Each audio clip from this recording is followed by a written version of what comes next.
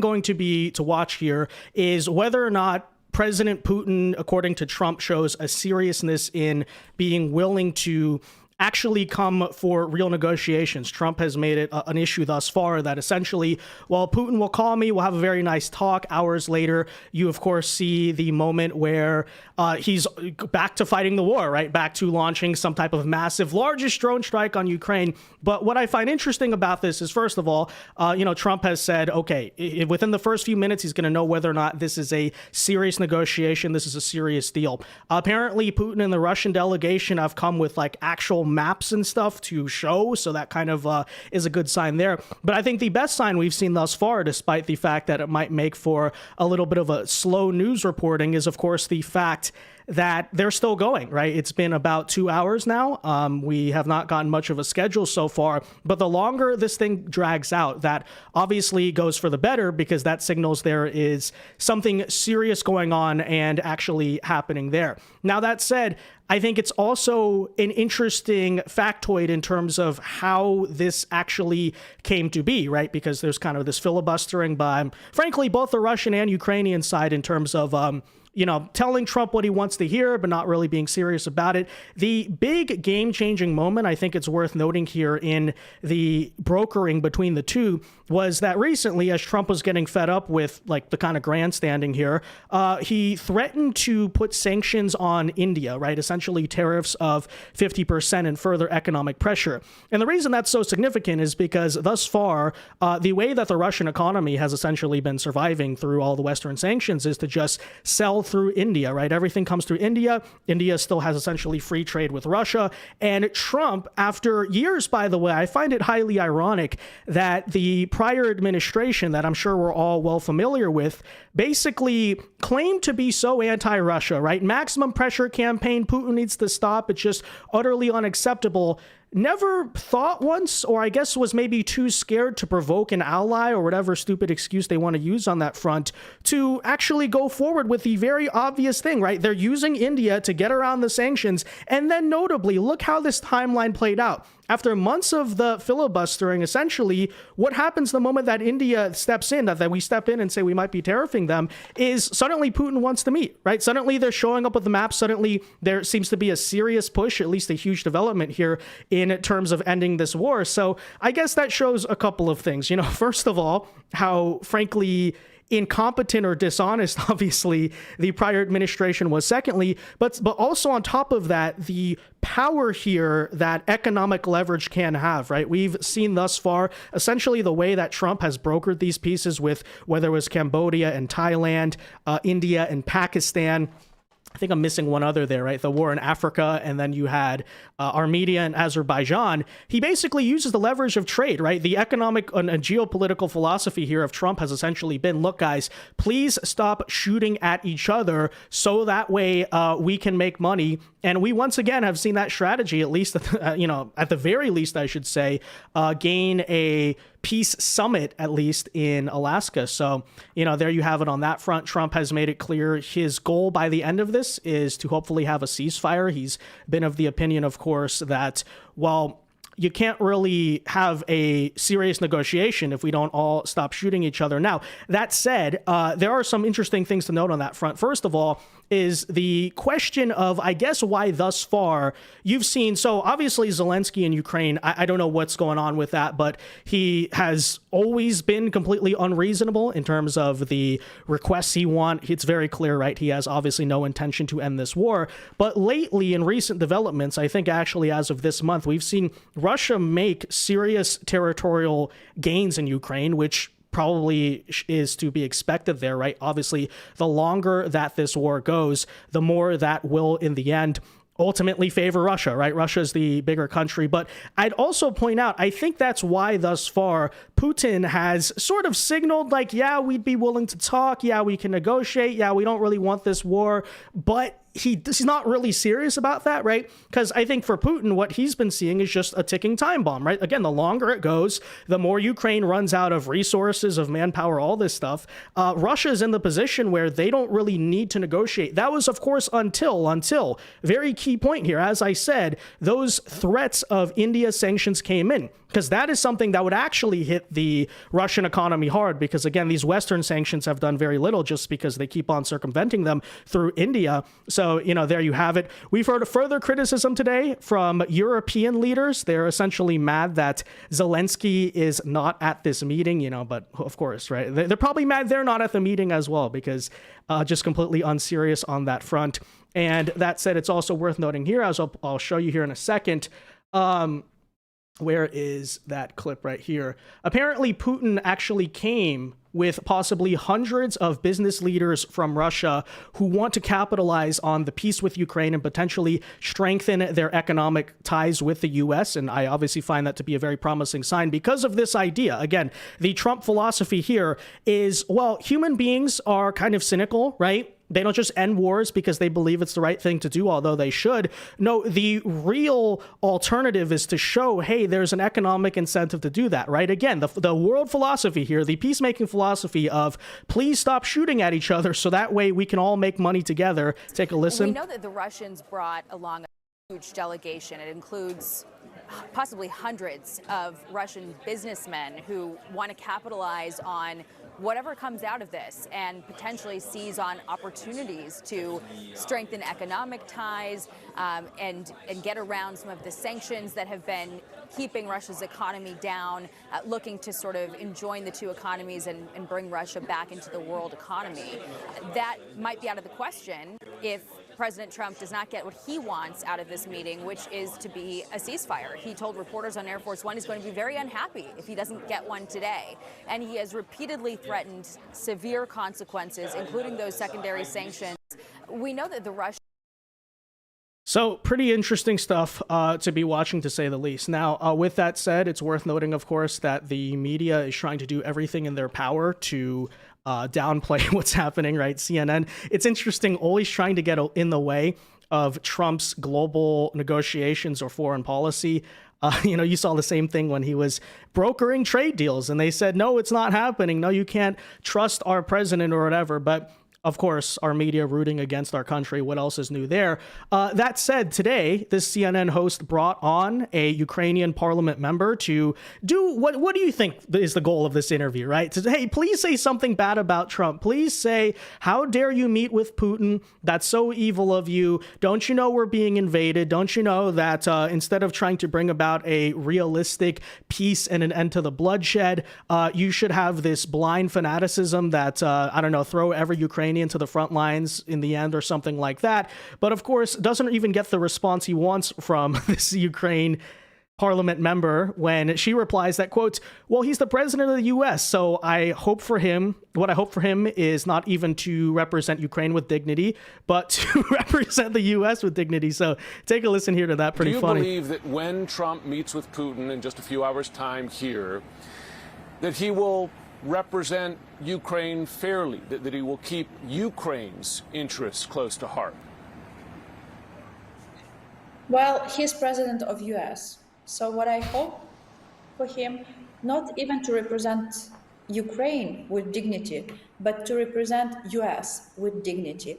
I really hope that President Trump will not try to please Putin or make Putin happy or satisfy Putin, but I hope that President Trump will speak and act with power, because he's a powerful leader.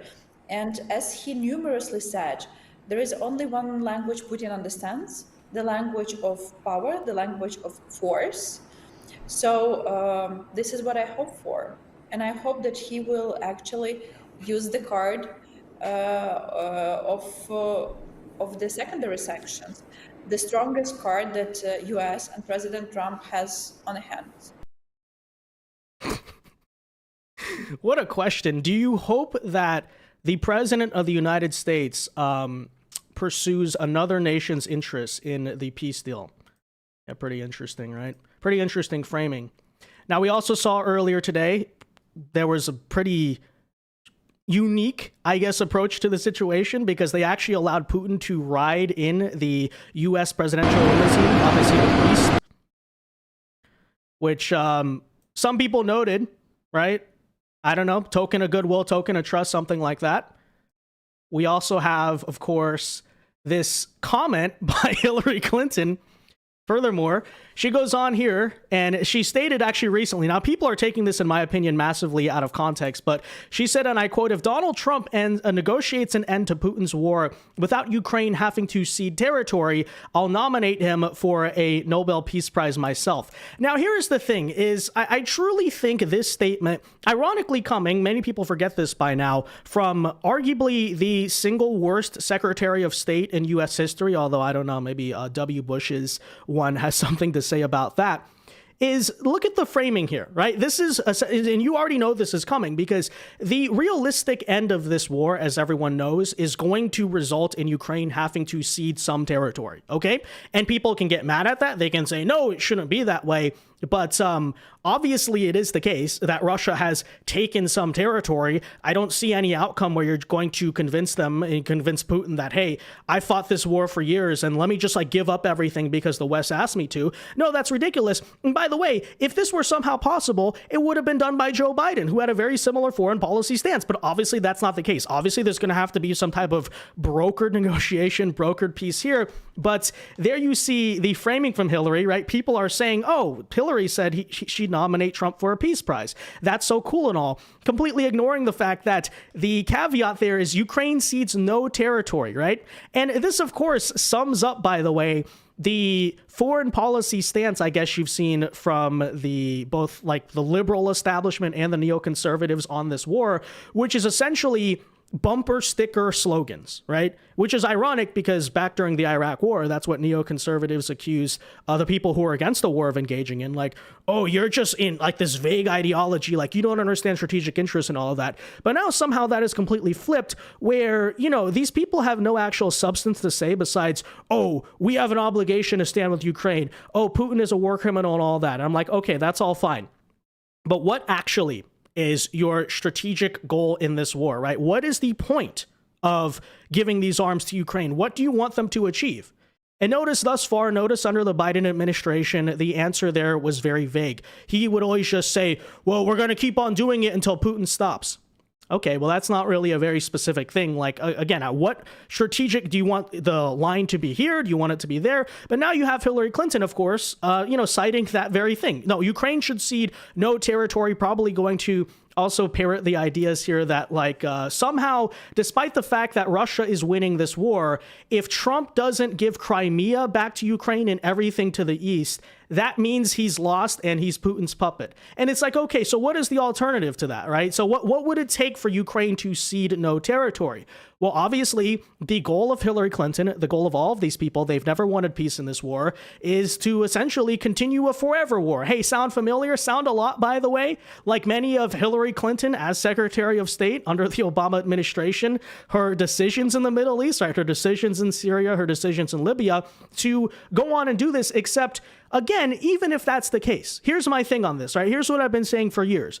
Even if you throw every Ukrainian to the front lines, even if you fight all the way to the last man, this is still not a realistic outcome. Because again, Russia is what? The bigger country with the bigger military. What the MAGA side has wanted for some time is not to give all of Ukraine to Russia. It's to broker a reasonable and negotiated peace because, again, we all see the writing on the wall, right? This war cannot continue forever. It's been going on for what now? 3 years, almost 4 years? Okay, so say we fight it till 2030. What's the difference going to be? Anyone want to make a prediction there? Because I would argue very likely, considering, again, this year we've seen Russia make significant territorial gains, that actually the longer this thing drags out, it's only going to become better for Russia and worse for Ukraine. But again, this is like the bloodthirsty ideology of these people. It sounds so great, doesn't it? No, Ukraine shouldn't have to cede any territory. But again, we operate here in the real world, and this further exemplifies why you never saw any attempt at peace made under Biden or any of these people, because that's, again, exactly what they want, right?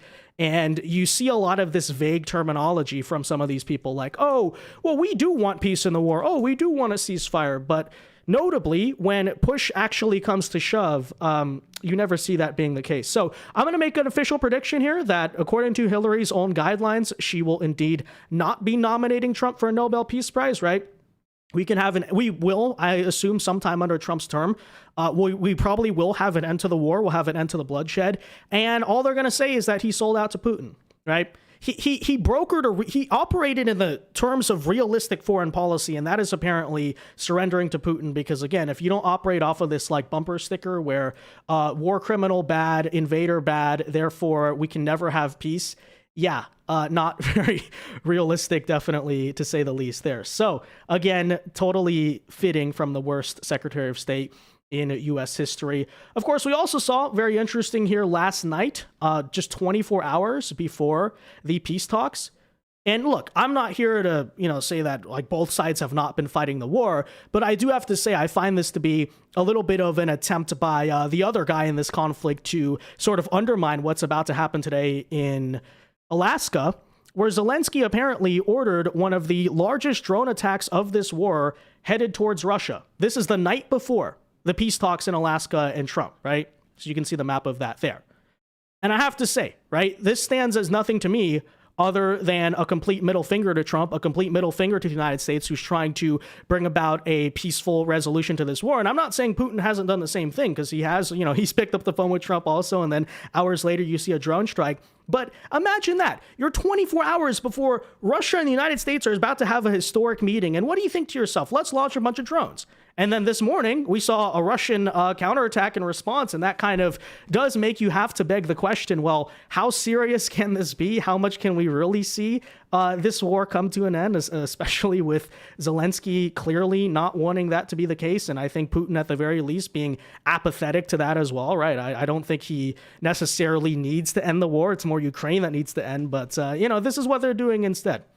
So it's a sad situation, and, again, we'll see what happens. But I still look to the fact that they're still awaiting here, right? The meeting has definitely lasted longer than the first 15 minutes, which is the Trump timeline to when he believed he'd be able to tell whether or not Putin was serious. So that is definitely good news there.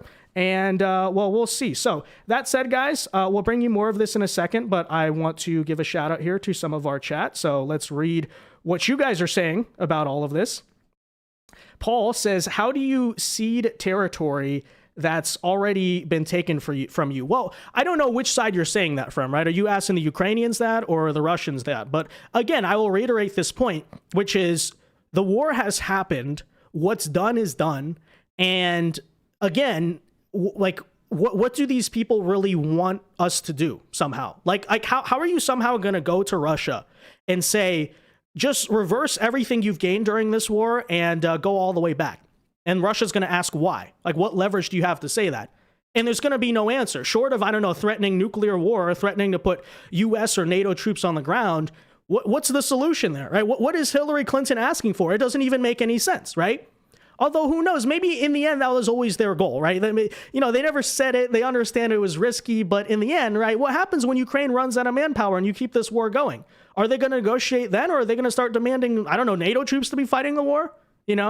At least in different uniforms, right? Some type of Bay of Pigs thing. I don't know. But again, that's why I'm so glad that we don't have, the prior administration continuing their antics here, because yes, this war has gone on way too long, and, nothing's really changing besides the fact that Russia has taken a few more villages or something like that. What is the point of this? They, of course, can never answer that very question here. Josh is asking, what is their conscription age now, up to 50? Yeah, well, that is a scene you've definitely seen in Ukraine on repeated instances, right? They have to conscript old men to send to the front lines. And it's like, look, on some level, like, you can make the argument that, oh, this is a war for our survival and this is what we have to do. But also be realistic about it, right? How long do you expect to hold out? How many old people do you think you're going to be able to send where eventually, right, the writing is on the wall?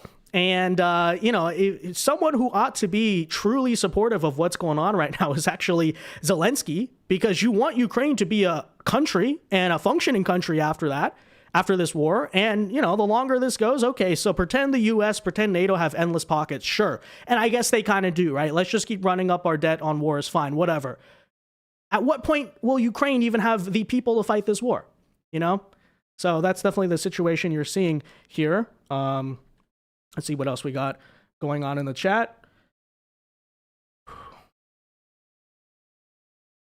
Good afternoon from Alaska. Well, we have viewers in Alaska. All right, that's pretty cool. Good to see you. I've never met a person from Alaska actually in my entire life. That's a true story. But shout out at least. Glad to see. Windward Alpha says Putin must give all of Russia to Zelensky. Well, clearly that seems to be their objective here. Right? That's the only point at which they'd be happy, you know. And of course, you have other people saying we need full-blown regime change in Russia and all this stuff. Just, again, these people don't operate in any form of reality.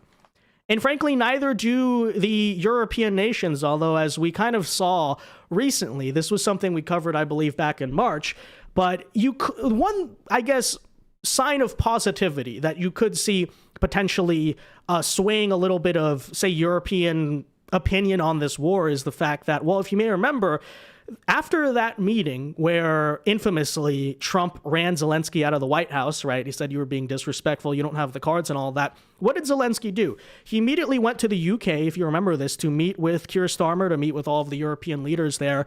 And the idea back then at the time was, well, guys, don't worry if the US has withdrawn support because Europe will do it for you, right? We'll be able to do that. You know, and of course, actually recently at the EU meetings, the European Commission, they're talking about forming a defensive alliance without the United States, right? An EU form of NATO, except, and adding Ukraine to that too, by the way, except the problem is that none of these nations have the money to give up for the defense, or if they do, they refuse to give it up, right? Because they're all cheap. And then notably after that, right, it was only, remember this, guys, it was only after, Zelensky basically went to the EU and they said, well, I know we verbally support you, but there's not a lot we can actually do. You know, we don't have the money. That I believe, like, you had the meeting on Friday in the US. Saturday, he goes to the UK. And then Sunday morning, he issued an apology to Trump, right? Why is that? Well, we know why that is. Because, again, there's nothing that Ukraine can truly do to continue. I don't know, they're going to fight with sticks and stones or something. So I don't know. That could be a reason you start to see a sea change in this war. Who knows? I maintain the opinion that Zelensky is completely delusional. And, you're going to need him to be at the table, too. Because as I said, I don't think Putin is in any rush to end this war because he's winning over time. You know, they are suffering allegedly a lot of casualties, but, I don't think he necessarily cares about that. Right. So it's because they have more people. Right. So, that's a situation, obviously, that you're dealing with. Someone says, I enjoyed you on Tim Pool. Thank you very much. I appreciate it. I'm expecting here fully the ending press conference. OK, to start with, if I can change and you can change, then everybody can change. So true. If that statement is not said, I'm going to be disappointed. But no, in all seriousness here, let's see if we got any updates on this situation. I don't think we do. It's a lot of standing around here. But earlier today, apparently Bret Baier flew with Trump on Air Force One. And Trump had a response to Hillary here. As you can see, take a listen. In fact, did you see that Hillary Clinton yesterday said that if you got this deal done and not capitulate to Putin, that she would nominate you for the Nobel Peace Prize? If President Trump were the architect of that, I'd nominate him for a Nobel Peace Prize. Well, that was very nice. I may have to start liking her again. In fact. But see, Bret Baier and everyone right now is leaving out the context. She said only if Ukraine cedes zero territory. Which I again ask, what does that even mean? Does that include Crimea, by the way, Hillary? That Russia took when you were the Secretary of State, and yet they gave your president the Nobel Peace Prize. And what peace did Obama achieve, right? I guess for what? Actually, they nominated him his first year in office, right, when he had not done anything. But even so, okay, so he withdrew from Iraq, but then went back into Iraq. He got himself involved in the Syrian civil war, which I guess in the end he won. The Al-Qaeda guy he wanted in office is now the leader of Syria. So congratulations, I guess, Obama. Russia took Crimea. And then we had a very awkward 2014 Olympics, if I remember correctly, about that. ISIS, right, came to be more powerful than even Al-Qaeda even was, back in the early 2000s and late 1990s.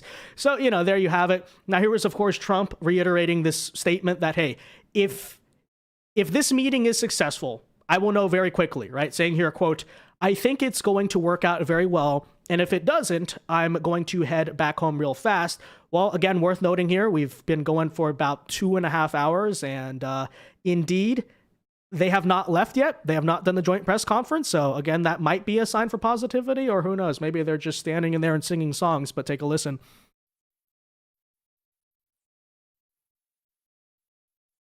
Apparently, there's no audio. All right, great job, Fox News. But you basically get the idea there. So that said, let us keep on here reading some of our live chat. And guys, feel free to send in super chats if you want your comment read or you just want to support the show. So let us go on here. John Willard is back. This guy's persistent. This guy's been, he always creates like 12 different accounts every time one of his gets like blocked in the chat. And, he's been trolling our chat for years, for like 3-4 years now. I don't know. Maybe he's some type of foreign bot. Okay. Always talk about the foreign bots 2016 election. I'm not really sure, but good to see you again, John Willard, if that's even your name, here we go on. So apparently Crimea was blown to hell last night by Ukraine. I don't understand the strategic philosophy of that. After all, Crimea, according to them, is their land, it's their territory, according to the Ukrainians, and then let's just bomb, arguably, a bunch of our own people, according to them. Not sure what the logic is there, necessarily. Apparently, he's also been on rap streams. Well, good to see you again, John Willard. Hope you've been well. Russia would be content with receiving what Russian rebels fought over before the war. Well, I think that's maybe the situation now. Again, the concern might be that the longer this goes and the more Russia makes slow but steady gains, which they have been, who knows at what point they demand even more. And that's why, again, it's in Ukraine's best interest. It's been in Ukraine's best interest to try to broker peace, arguably since the beginning, but definitely since at least about 2023 to 2024, right? At that point, you basically got the picture. The war's kind of this stalemate. It's inching on very slowly. And how a smaller country expects to win a war of attrition against a bigger country, I'm not exactly sure, right? Maybe they have some belief that, well, if the war continues forever, then it's going to become unpopular in Russia, and then, there's going to be a political pressure to stop it. But, okay, you're also dealing with Russia, so I'm not sure that type of pushback is necessarily going to work, right? Putin has already consolidated a ton of power, There was that moment back in, 22 or 23, where the Wagner group tried to do the coup, but that obviously failed, and that guy's dead. So there's no one really left to oppose him besides, they constantly say, oh, we need a new president in Russia. Well, it's worth noting that, hard to believe as it may be, Putin is considered a moderate, right, in that country. The people around him, the people who might potentially secede him, are even more radical on this, Ukraine is ours, Ukraine belongs to Russia stuff than the previous leader. So it's like, again, what is the angle here? There is none. All that's essentially happening, at least in the eyes of like foreign policy philosophy, is essentially that the United States, NATO, etc., believe Russia to be, this like adversary want to fight. And in a very like sociopathic way, they're basically just saying, look, however many Ukrainians die, it doesn't really matter. So long as we just keep like giving Russia a hard time, that will bring about at least, I guess, some type of strategic objective. But it's like, again, maybe in the first year of the war, you could understand the case for that. But now that Russia is moving forward, right, they're gaining territory in the war, is that not in the end, if it goes on as long as you want it to, is that not in the end actually a loss for NATO, right? And consider too how many American dollars, Western dollars are being spent on this. I mean, we know the story there. We don't have to litigate that. And the human cost as well, right? Should we not want peace in the world? Is that immoral, I guess, to believe? Well, I guess according to them it is. So, there you essentially have it. Let us go. John Willard once again says, I miss having presidents that are tough on Russia. It's very funny. I responded today to this, there's this group out there, very small, but they're very vocal on X, of the anti-Trump Republicans. And, they're constantly always spewing this talk about how well, Reagan would have never done this, right? I miss Reagan. We need to have everything like Reagan. And ironically, I think, look, I wasn't alive back then, but I'm pretty sure I remember a time, actually, guys, to the neocons, where your beloved Ronald Reagan actually met Gorbachev on several occasions and brokered a peace in the Cold War, right? Remember that? I guess that's lost to history now. I guess, Ronald Reagan said tough things about, this is what they're saying, right? Ronald Reagan said tough things about Russia. Trump is kissing his you-know-what.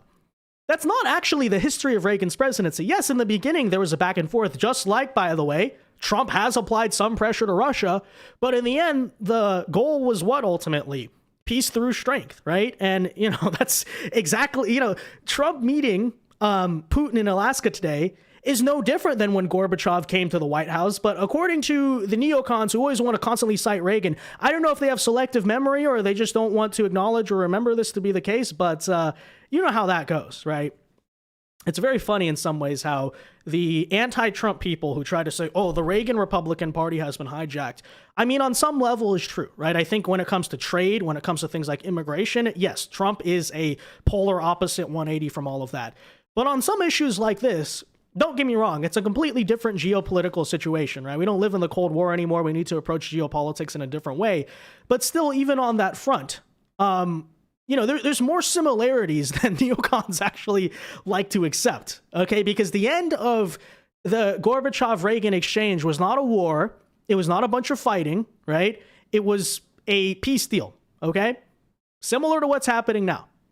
So to people who, you should never meet with a Russian dictator. Oh, Ronald Reagan would roll over in his grave. Really, would he? Would he? Like, yeah, Reagan might not agree with Trump on everything. That is true. I acknowledge that. I think that actually Trumpism fixes a lot of the genuine mistakes that Reaganism made. Arguably, ideally there, primarily on trade and immigration, and some aspects maybe sure of foreign policy. But the overarching theme of talking tough, acting tough, and then eventually using that as leverage to get negotiations, that's a defining moment of Reagan's presidency, right? So, just hilarious. Omar sends a member chat saying, noticed you say nonetheless and nevertheless a lot. What's the problem with that? You don't like my vocabulary, Omar?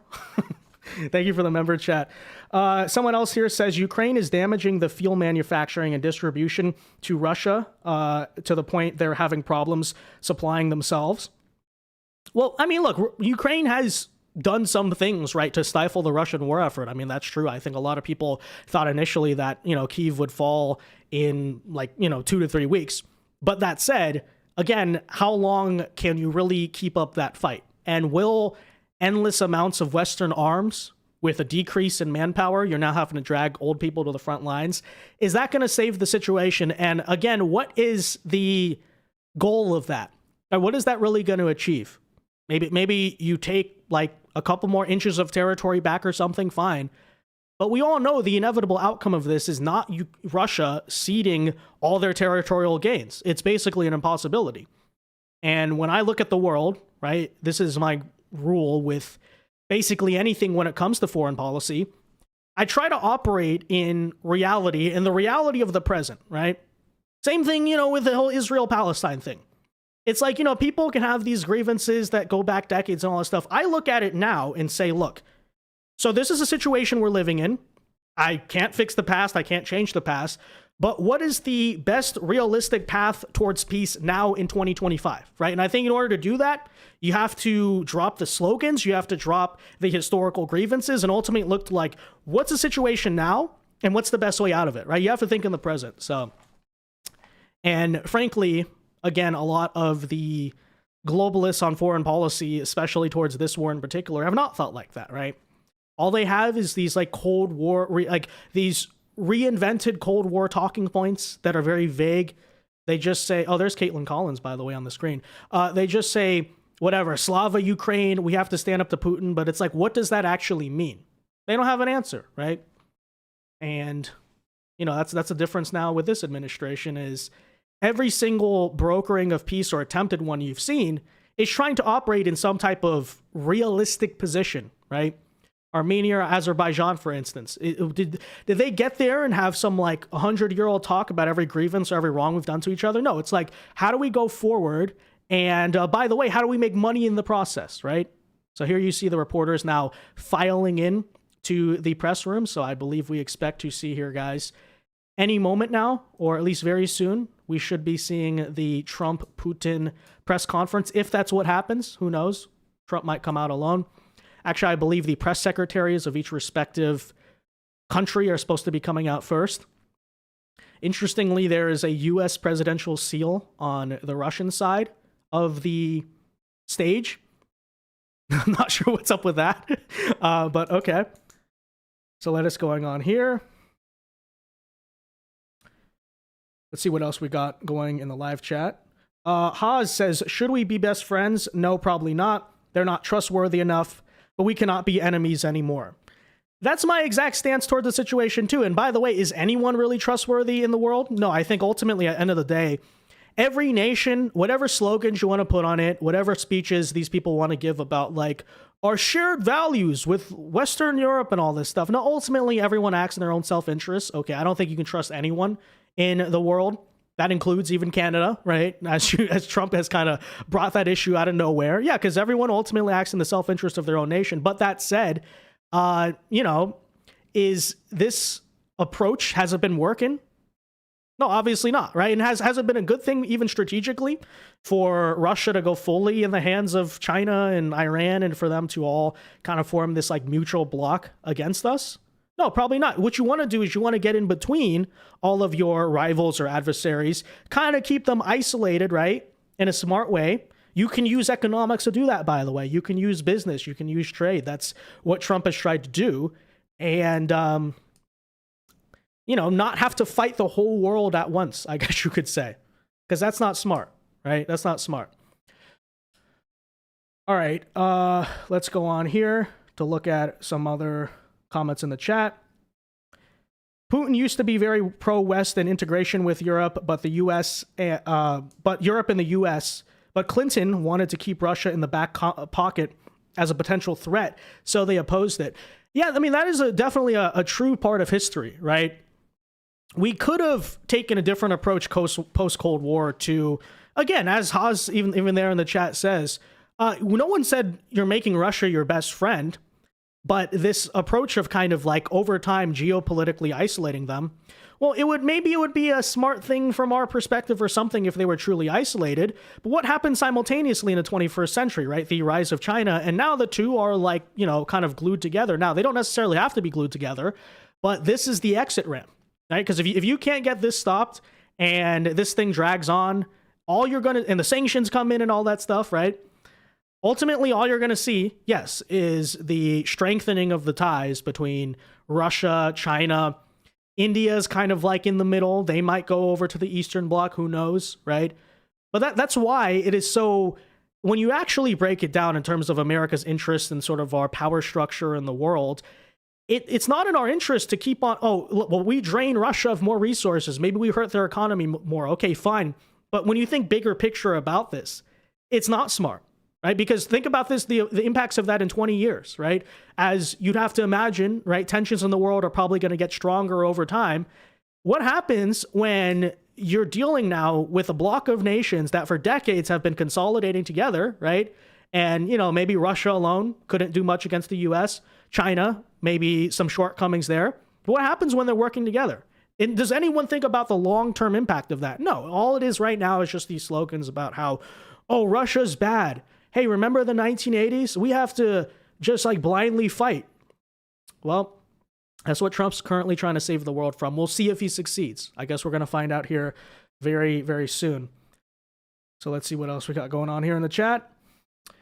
Thank you for all the good content. This is my first time catching your live. Keep up the good work. I appreciate that very much. I'm thinking to go live more. Once I finally get a stable setup, I just graduated college. I've been moving. I've been traveling, but definitely a format I want to get more inclined with in the future. And I've been pretty rusty. I got to say, it's been a long time since we've been live, but good to be back. Good to interact with you guys live, obviously.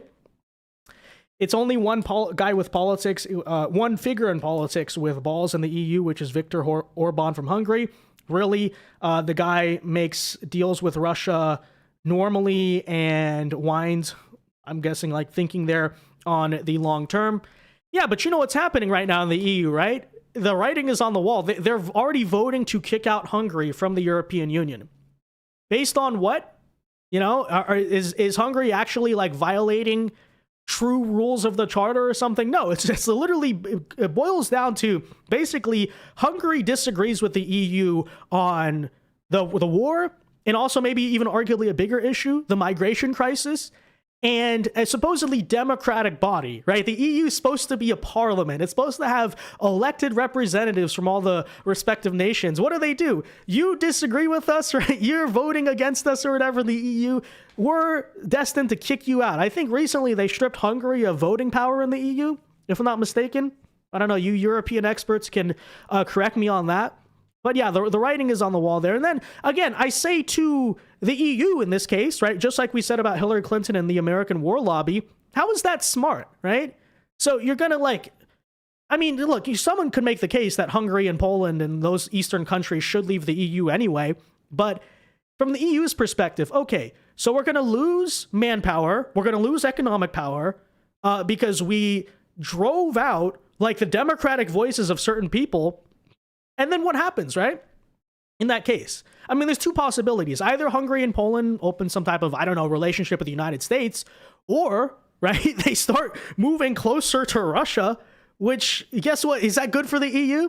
Oh, look, you just created two more Russia-friendly nations on your own border, right? All because they can't behave, all because, like, the moment any country in the European Parliament is having some dissenting opinion, they're like, we're going to kick you out of the European Union.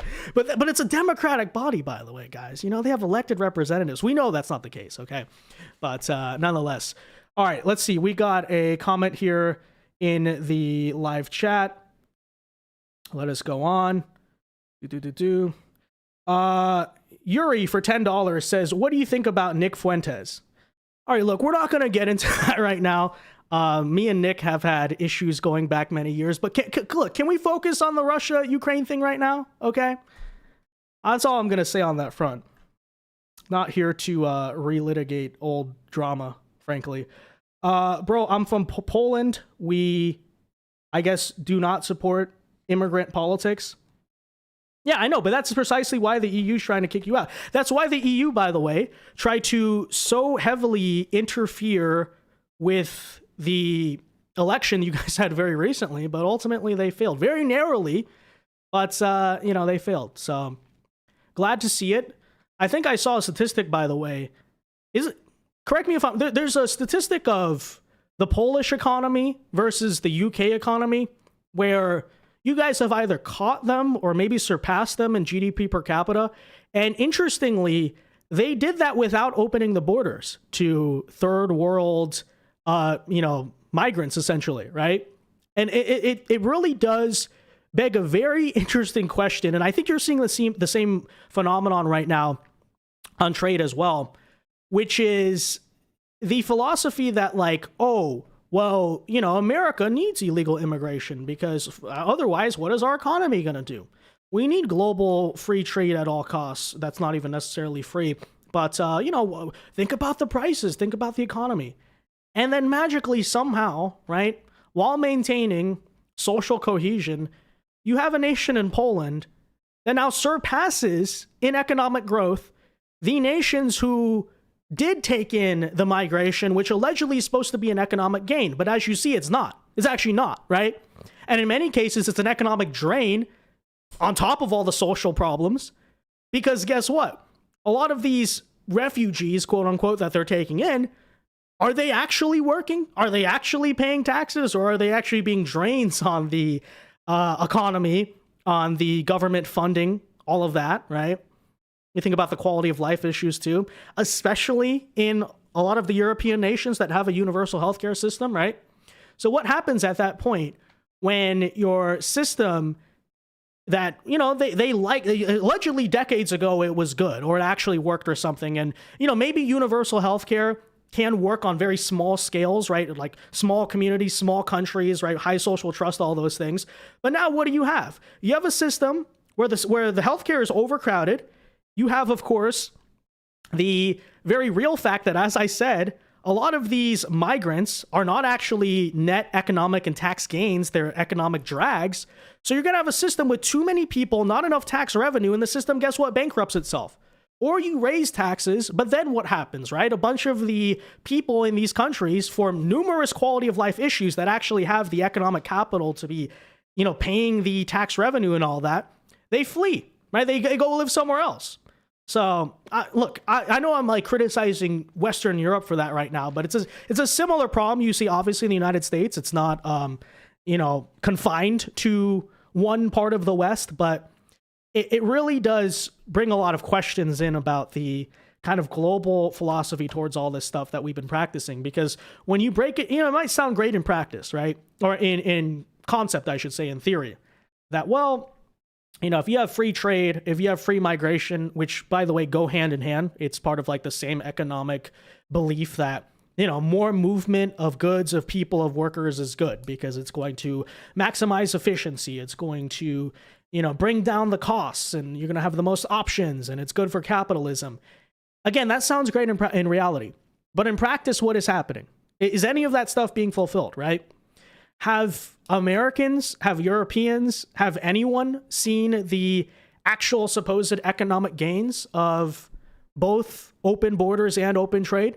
I would argue no, right? I mean, look at housing as just one simple example, Is my generation, Gen Z, are we better positioned right now than, say, the baby boomers were in any regard? Okay, the TVs are cheaper or something adjusted for inflation, fine. But the housing prices waited for inflation, waited for, economic changes and all that, right, over time, our wages, etc., are like double to triple of what they were, again, waited for inflation for as compared to the last generations, right? The jobs market for young people in like every Western nation, right? European nations, Canada, US, to varying degrees, is completely screwed up. Where has the benefit of this actually been? When you adjust for inflation, like the prices have kind of gone down at the, you pay a little bit cheaper for like random things in your life. Okay. But even that gain has not been seen because despite the fact that, yes, maybe some things have gotten cheaper because of like, free trade, free migration, all that stuff, inflation has still gone up because of bad monetary policy. So on so many levels, right? For several decades, we were completely scammed here. And that's just the simple reality in all this stuff. But let's go on here. DC Mechanic says, get Curtis Sliwa on your show. Sliwa 2026. I think the election's in 2025, right? But actually, interesting question for you, DC Mechanic. So what do you think right now of Sliwal's decision to stay in the race, right? Because I think on one hand, obviously, he's the best candidate for sure. But there's a lot of interesting, I guess we could ask him, right? There's a lot of interesting questions about, well, you're kind of splitting votes to help Mondani ultimately get into office there. That's an interesting question for him. I don't know. I'd like to ask what the philosophy is there. You could make the counter argument that because New York has ranked choice voting, that, it's the difference is less because people can vote for basically multiple candidates at once. But I don't know. Good question. Good question. People in New York City don't want Mondani. Well, I hope that's true. I got to say, I hope that's true. I think part of the problem is that in a Democrat city like this, right now, Trump derangement syndrome has driven people so insane that they're basically pushing for whatever they believe to be the most radical opposition figure to Trump and the right wing and all of that, right?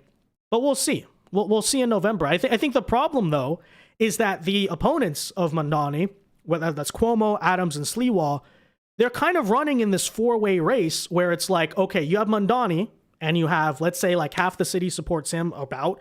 You have the coalition, maybe half the city supports them, but the coalition can't unite, right? So that's definitely going to be an interesting question. But thank you very much for the 5. I appreciate it. DC Mechanic. We'd love to know your thoughts on that, by the way. So let us see here. I think he has a great chance of winning because the Democrat vote is split between Adams, Cuomo, and Mondani. If Republicans ever going to win New York City, I think now is the best time ever. Well, I don't know. You could, like I said, maybe the ranked choice voting thing would make stuff interesting. But in every poll, at least I'm seeing, like Mondani's getting like 40%, Cuomo's getting like 25%, Adams is getting like 15%, Sliwal's getting also about like 15 in those polls. The vote splitting is the issue to me, right? That's going to be something that I guess we'll see how that goes, because, you know, Cuomo and Adams, I guess you could say, first of all, are kind of similar candidates. They're more like the moderate Democrats, quote unquote, with a lot of baggage, by the way. They both have their own like personal scandals and all that stuff. And they're kind of splitting. And by the way, I don't know who are the Republicans going to vote for, because I know some Republicans who are Sliwal ride or dies. Some are saying they're going to vote Adams or Cuomo for like practical purposes. The concern I have is that it's not that Mondani's not beatable by anyone, but the disunity of the coalition against him, right? It's sort of, you know, it's a great analogy for this, ironically, considering the given topic, the Russian Revolution, right? So you have like the Red Army, who is Mondani, totally unified. Everyone's behind him, who, you know, everyone who's a communist is behind him. They're all locked in together. And then you have the White Army, which is like, some of them are monarchists, some of them are Republicans, some of them are like whatever some are socialists, right? It's this weird hodgepodge where they can't get it together. And that's my concern. I think ultimately that could be their undoing, is that the coalition is just totally disjointed. You know, you would think, at least on the Democrat side, like Adams and Cuomo should broker some type of deal together, right? But, you know, ultimately, I don't know. I don't know.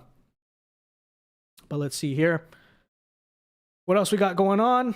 For the general election, it's just first past the post, plurality wins. Oh, they don't have ranked choice voting in the general New York City? Okay, I didn't know that. I thought it was universal. I guess it's just for the Democrat primary. Okay, well, in that case, isn't the vote splitting even worse then? Because that was the only argument I guess I had with, like, why maybe these other characters can stay in the race. But if there's no ranked choice voting, then what is, like, why do you have Adams, Cuomo, and Sliwal all running? Like, you got to pick one candidate, right?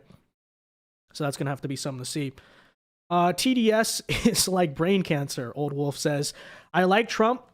First turn, give Poland visa so we can make 90 days holiday trip. So us, a foreigner, as a foreigner, I follow who can give a better deal. Well, Poland already has free travel with the U.S., right? Because you guys are in the EU. I thought every EU Schengen nation has free travel. Because I don't know. I went to Europe over the summer, and I thought that is the case. I'm not sure. Am I wrong about that? I don't know. Am I inaccurate? You can correct me there. Maybe Poland joined the EU or the treaty later or something, but I thought that's the case. Because even Romania has a free travel with the U.S. because of the EU thing. So I don't know. Kay Gao says Hillary Clinton had the audacity to think she had the credibility to nominate anyone else for a Nobel Peace Prize. Yeah, frankly, if Hillary's nominating the Nobel Peace Prize, I think that's bad news. I think whoever is nominated by Hillary probably deserves the opposite of that, right? So, exactly. So it'd probably be the best. It'd be best if Cuomo or someone is the sole candidate against Zoran Mondani. Yeah. I was under the impression that ranked choice is all universal in New York City, but if it's just a head-to-head, straight-up vote race, then yeah, Mondani's going to have the least vote splitting, and that's going to be the case. So that's a massive problem. Will they meet or not? Well, they're meeting right now, Gogo, and we're awaiting to see what happens. So it looks like they are set to do the joint press conference. Again, we've been watching how long this is going to go. The longer it goes, the better in terms of actual substance being discussed and not a Zelensky 2.0 where it's like, get the freak out of here, you know? So we'll see there.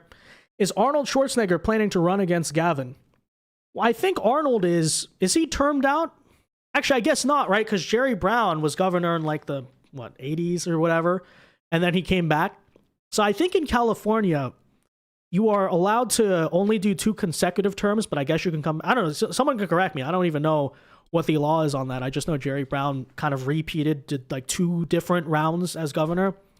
So, you know, I'm not the biggest fan of Arnold Schwarzenegger for sure, but he'd probably have the best chance to make it competitive, right? Well, actually, not even against Gavin, by the way. Gavin's termed out. So it would be against not even Kamala. Who knows? Some random state legislator, the lieutenant governor, maybe Alex Padilla. I don't know, right? I mean, it'd be better, right? It's California. I'm a realist. I'm not pretending some type of MAGA right winger would win in that place, but I don't know. So Haas says, yeah, hopefully New York doesn't fall. Either way, we need to lower the importance that New York City has, because we cannot risk a future Zoran type even if he loses now. Yeah. I mean, look, ultimately there's two outcomes here. I think either Zoran loses, and it's an amazing statement against the radicalism of the party. It's an amazing rejection. Or he wins, and unfortunately, he's going to have power. But very likely at the same time, he would probably destroy the city and then make a very bad name for those types of candidates. Which, by the way, people have short memories.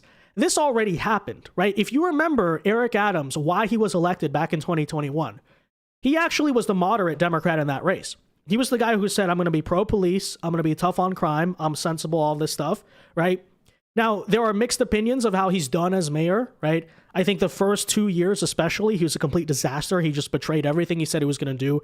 And then after Biden came after him, he started to be a little bit more, independent thinking, I guess. And then he actually did a little bit to, crack down on immigration. Crime supposedly in their city is down, although given recently what we heard out of DC about crime being down, now I'm like, is crime really down in New York City? But so that was the mood in the Democrat Party like 2021 and 2022 and even 2024, by the way. You saw a lot of the radicalism, even in deep blue cities, be rejected, right? George Gascon, the Soros prosecutor in LA who was allowing all this chaos and nightmare behavior to go on, he got voted out. The mayor of Oakland got voted out by Democrat voters. The anti-crime proposition in California passed. And this was sort of a nationwide trend. But then suddenly what has happened now is, again, Trump derangement syndrome just breaks everyone's brain. Because immediately, after several years of saying we're sick of crime, we're sick of the craziness, the Democrat voters, because they're so angry at Trump, and they're under this perception that the Democrat establishment is not fighting hard enough against him, they immediately go back to the radicals. So it's like, and then I'll tell you exactly what's going to happen. Zoran's going to serve till 2029. He's going to be a nightmare for the city. And then come around that time, Trump will be just leaving office. Suddenly the New Yorkers are going to say, oh, now we want a moderate Democrat again. It's like, that's the IQ levels we're dealing with here. But that's one of two outcomes, right? Either they learn the easy way or they learn the hard way. I'd prefer the easy way, I have to say, right? I don't want to see, just like DC, I don't care if they're Democrat, deep blue places. I don't want to see the major cities and the icons of this nation turn into, nightmares. But that said, if it has to happen, then, I guess some people have to learn the lesson the hard way. So that's how it goes. Haas says, I don't think they'll remember they suffered through de Blasio. No, they don't. That's always how this goes. Again, it's a recurring cycle of like the Democrats being sensible and then being crazy and then being sensible again. DC Mechanic sends $1. Thank you very much. I appreciate it. Feel free to super chat the show, by the way, guys, if you want your comment priority read here. I learn from all the socialism supporters how socialism actually works on them. Yeah, but here's the other thing I gotta say, is I think that the underrated part of Mondani, in terms of like what to attack him on, is not the socialism stuff. And I'll explain why. Because that doesn't, first of all, you're dealing with a liberal city, right? You're dealing with a place where there are genuine affordability crises, and people don't really understand what this stuff means, right? When he says government ran grocery stores or whatever, but they hear price controls, it's like, okay. But as you see in the DC situation, the single thing that moves people, even Democrats, you know what it is? It's not the socialism stuff, it's crime, right? And to me, actually, the biggest threat of Mondani is not that he's going to like spend too much of the city's money, or he's going to open some government ran grocery store that's going to fail or go under or something like that. That's like, okay, that's a problem. It's going to have bad results. So will rent controls and all that. But the biggest like life or death problem in New York City is not that. It's its crime policy. It's the fact that, back in 2020, you saw him say it publicly. He said all cops are bad. I think he even said he wanted to abolish the police, or he wanted community policing, all this stuff. We understand he's a radical leftist. He's not going to change that. You can fully expect the moment he gets into power, especially in response to own Donald Trump, because Trump is doing the anti-crime stuff. What are they going to do? Democrats out of Trump derangement syndrome are going to embrace the pro-crime idea, right? And that, that's something that is going to have the most direct impact. And I think the mistake that Cuomo, for instance, even made in the primary, and people are making even right now, is like, okay, so you're going to go to a Democrat voter in New York City and say, oh, he's a socialist. Okay, well, they've heard that one before. But as you've seen nationwide, you saw in 2021, even the New York primary, as you saw in California in 22 and 24, the one thing that Democrats can respond to is crime, because that's the one thing where like no one likes it, right? And that is something people fear. People in New York City are scared of this problem, right? People in DC are scared of this problem. And I notice, I think, a big mistake that people are making, that the opponents of Mamdani are making, is, yeah, the socialist stuff is loony, true, but you're not also running an election in Miami-Dade. You're running an election in New York City. The biggest problem is crime. Hey, you worried about those crazies on the subways? Wait till they multiply when Mamdani lets even more of them out of the jails, right? That's, again, more life or death than the government-ran grocery store that's going to go bankrupt anyway, right? So I think that's very important. Very important. Haas says, did you see Jack Posobiec's tweet about city conservatives versus rural conservatives? Thoughts on that? He was talking about what you're saying a bit. Yeah, no, it was a great thread. It was a great thread. I totally agree. I totally agree. And you've seen that rise more and more, especially in the past 4 years. And there's a reason why, by the way, you've seen, right-wingers or a shift to the right in the electorate in places like, LA, New York.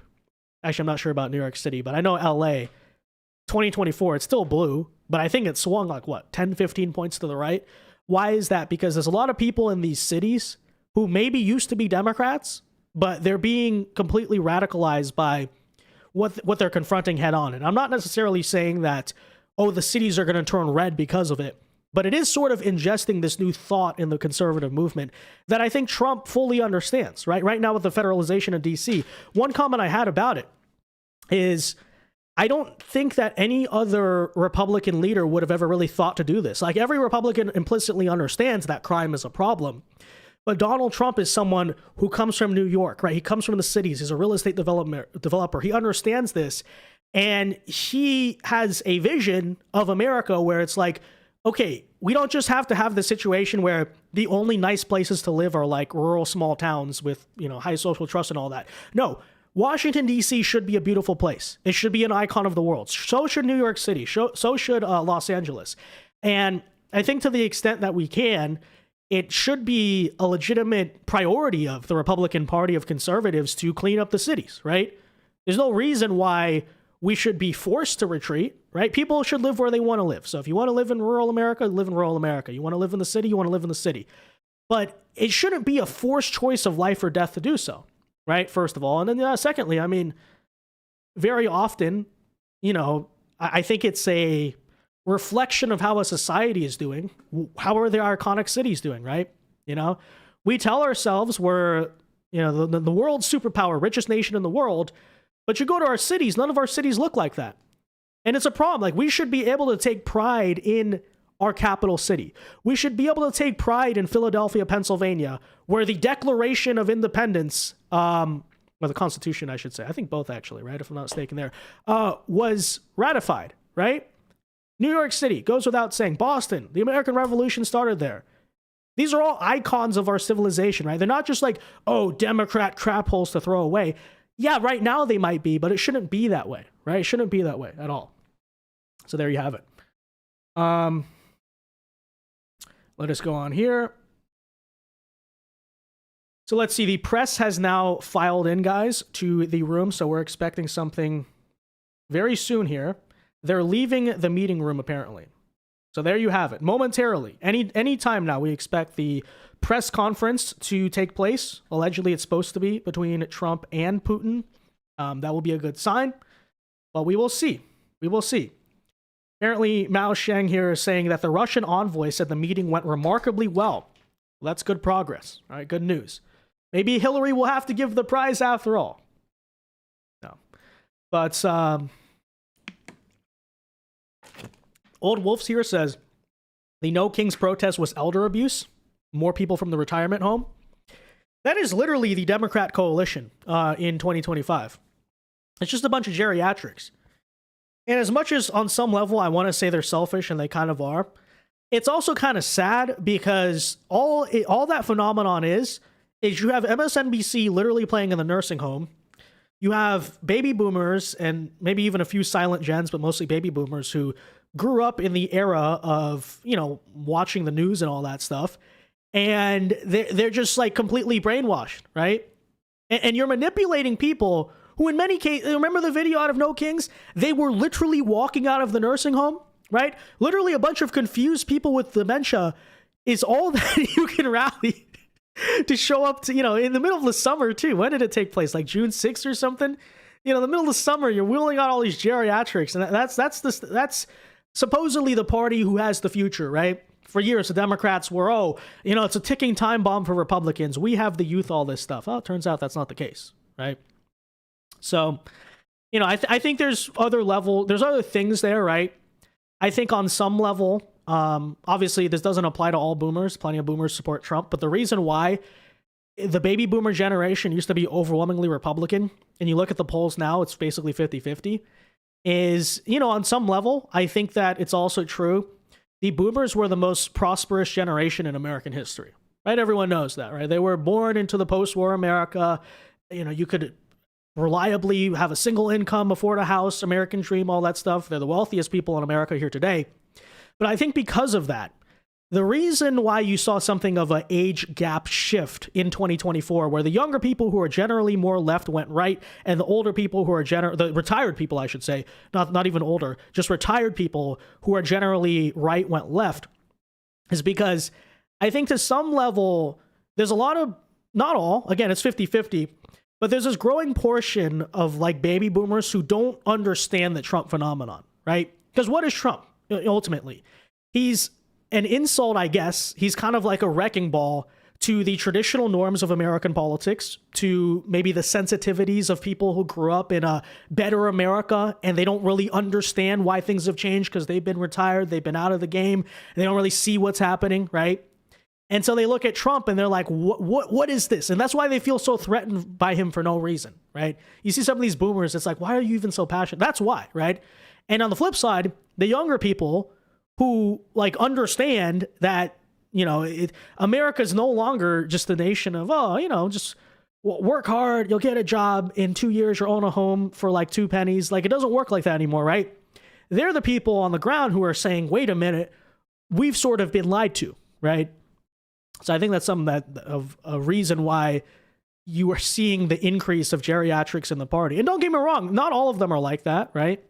Plenty of boomer Trump voters are people who actually care about the future of their kids and grandkids. But again, on the flip side, I think that's kind of socially what explains this phenomenon is their moral sensitivities are offended by Trump, and they don't really understand what's wrong with the status quo because the status quo worked for them.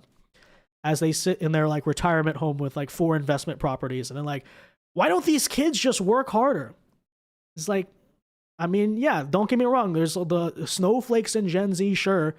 There's plenty of people who are genuinely hardworking. They're genuinely, not majoring in gender studies or whatever. And, right now, the situation for the past several years is young people can barely find jobs, even ones who major in or go to school or not, or they're actually like trying to apply to like real work, right? Can't find it because a lot of it's given to H-1B visa migrants. A lot of it is just non-existent these days, right? And the affordability of things like a home, again, adjusted for inflation, has like tripled. And I think there's people on the other side of that just don't understand it, and that's why they're like, why does Trump have to talk like that? Why is he so crazy, right? I think that's how it goes. Let's see what else we got going on here. They had the youth 10 years ago. They had the youth in 2020. Yeah, but I think, again, that's what's changed, is especially post-2020. First of all, 2024 is the first major election where like my generation, Gen Z, really became a voting age. Like I'm 22. I was not old enough to vote back in 2020.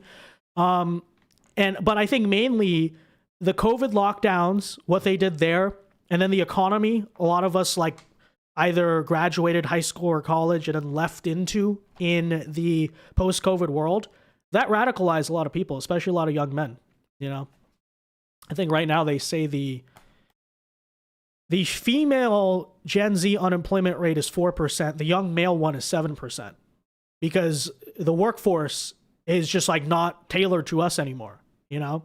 And it's not because the young men are majoring in gender studies. It's because the jobs, as, you know, I know plenty of people actually, they majored in engineering and computer science. Again, not random humanities majors. The things you were told you're supposed to do, because those are like good stuff, right? That's where they can't find jobs. You know why? Because in many cases, migrant visas, right, H-1Bs or others, are given those jobs for cheaper, and they basically have indentured servants, you know? That's one problem. I think maybe there's just less hiring post-COVID. I don't know. But it's a serious social problem, I think. And it explains both, I guess, Trump and Mondani in a way. But the difference is, if the right wing can ultimately win and restore, you know, the American dream for the youth, then, you know, that'll be a permanent realignment. But ultimately, if we don't, then I don't know, we might face some problems, right? There's going to be a Bernie Sanders 2.0 or something like that. So anyways, there you have it. Yeah, Tristan here says, I graduated last year with a business degree and haven't gotten a single interview yet. Yeah. And I'm sure, Tristan, you applied for plenty of jobs. It's not like you're just sitting on your couch and eating potato chips like, you know, people pointed out to be. It's a massive problem. Someone else points out that trades are always an option. Well, you know, very interesting point about that.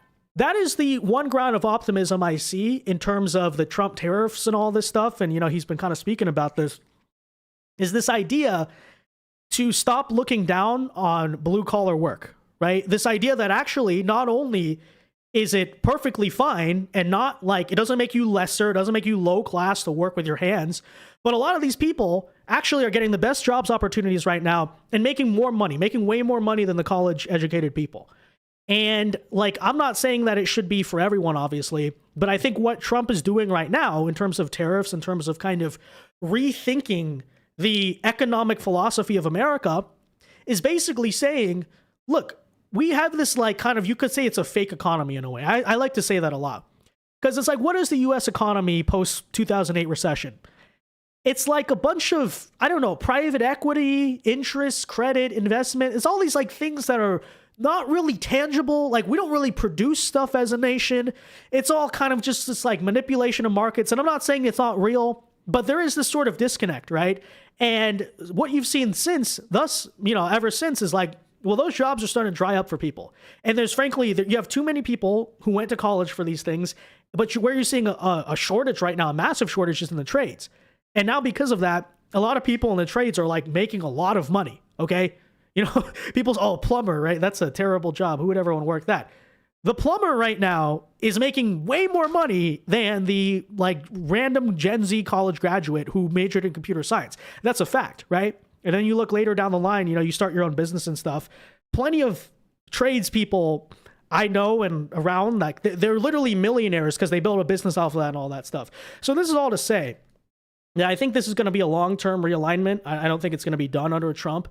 But what Trump is doing right now with this tariffs and the idea of like changing what we think about the economy, like actually manufacturing is good. Actually, you can work with your hands. You know, he said at the University of Alabama graduation, for instance, to like the business majors, like, don't just think about private equity, right? Think about building America. That really might be the saving grace, actually, of Gen Z. Is Gen Z men particularly, who have the highest unemployment rate, way higher than Gen Z women, is like, look, this is an option, and it's not a bad thing, right? And who knows, over time, maybe people stop having this idea that like blue collar work is somehow lesser or something, right? Same thing with ICE, by the way. That's another job opportunity for young men. But it is a massive problem. But that's the solution. See, that's the thing. Trump right now, and people don't always tangibly grasp this, with the tariff stuff, we understand it's not just about tariffs. It's not just about trade deal. It's reorientating how Americans actually think about our economy and what a prosperous economy looks like, right? Because this post-2008 and even pre-2008 bubble, where again, our economy is like, I don't know, a bunch of services and interest and debt and just finance and like, what is it? What do we do as a country? It's not real. The bubble is going to burst. It already is bursting in many ways. But the way to get us out of that is the way to get us out of what I would argue is something of a fake economy is basically to reorient our country to say, why not have a real economy? Why not actually make things? Why not actually be able to define, like, this is what the American economy does, besides borrow money and then pay loans and then BlackRock and then whatever's going on right now, right? It's just ridiculous. So that's, I think, important to understand. Chet says, why is there so much catfighting in right-wing politics? Is it because of terminally online and monetizable outrage? Yeah. I mean, that's... I couldn't say it better myself. That's about all that it is, right? Attention-seeking, egos, by the way, massive problem. A lot of people get in. I've witnessed this. Honestly, when I was like way younger, you kind of feel this, but it happens, right? You get into politics, or you get into, it's not even politics. Politics is like DC. Okay. You get into like political media, I guess you'll say. And, you get your first couple thousand followers, you have a video go viral, and these people get the biggest heads about it. And then you have these like narcissistic people constantly, fighting each other and self-aggrandizing. And I think you see the same thing in Congress too, by the way. Look at Jasmine Crockett. What is she? What is she? It's a lot of these people who probably deep down want to be celebrities, and then they see the political angle as their pathway to fame and celebrity status and all that stuff, And I mean, I think it's a phase, initially when you first pop off or something that, you can feel it, but some people never grow out of it. And then it's sad. And then, you just get this spiral of infighting and blackmailing and all this stuff. And it's all completely counterproductive, but we understand that. Let's see what else we got going on. Thank you, by the way, for the 5 chat. I appreciate it. H-1B should be limited to 10% of a company's total workforce. Yeah, I mean, you could make the case right now they should be at least temporarily suspended altogether, right? But, at the very least, it should be the rule that you have to demonstrate, essentially, like that we literally cannot find an American to work this job. Not that we just want to pay the employee less or have indentured servants or something. No, like literally, like we need a nuclear scientist and the best one is from, I don't know, India, China, some other country. Okay, fine. But that's not what's actually happening in reality, basically anywhere with the H-1B visa system, right? It's just a cheap labor thing. It's the same issue with the lower service and lower skill jobs and illegal immigration. Same thing, right? These people don't hire the migrant workers because we can't find Americans to do the job. No, it's because they're cheaper, they're easy to control, because you can constantly hang the immigration status over them in order to get them to, bend to your will. And people say, oh, well, Americans should just work harder, they should just compete. But it's not even a fair playing field. Because guess what? Companies understand that, if you have an American, that guy looks like George Bush, that's funny. If you have an American worker who actually has like rights, right, as a citizen, that you have to pay them overtime. You have to actually, you see Caroline Leavitt here coming in too, by the way. You have to actually like they can go work another job if they don't like it or they don't like you, But when you're dealing with a migrant whose immigration status is tied to their employment, you have none of that. So even if the American is more qualified, right, who are they going to pick sometimes? Sometimes, not all the time, sometimes, many times. The person who is cheaper, easier to control, right? Better for the bottom line, right? And, my generation being forced to compete with that right now is just it's a massive problem. So anyways, that said, back to the Trump-Russia summit you're watching on your screen right now. Apparently, we see people moving into the room. Will peace be... We just saw Caroline Leavitt come in. There was Marco Rubio and I believe Steve Witkoff. So expecting momentarily any time now that we should see the full arrival by the world leaders. Not exactly sure. We'll see. Maybe they'll just keep us waiting for an hour, like they always do. But okay, progress is being made, guys. So in the end, it's looking here like the meeting lasted about 3 hours. It did not go the full 6 that the Kremlin was saying maybe would happen. But it also did not go the 15 that Trump was saying would happen if, we did not get a serious response from the Russian government. So we'll see. We'll see what they say. I'd say it's about 50-50. I mean, here's going to be the thing to watch too, right?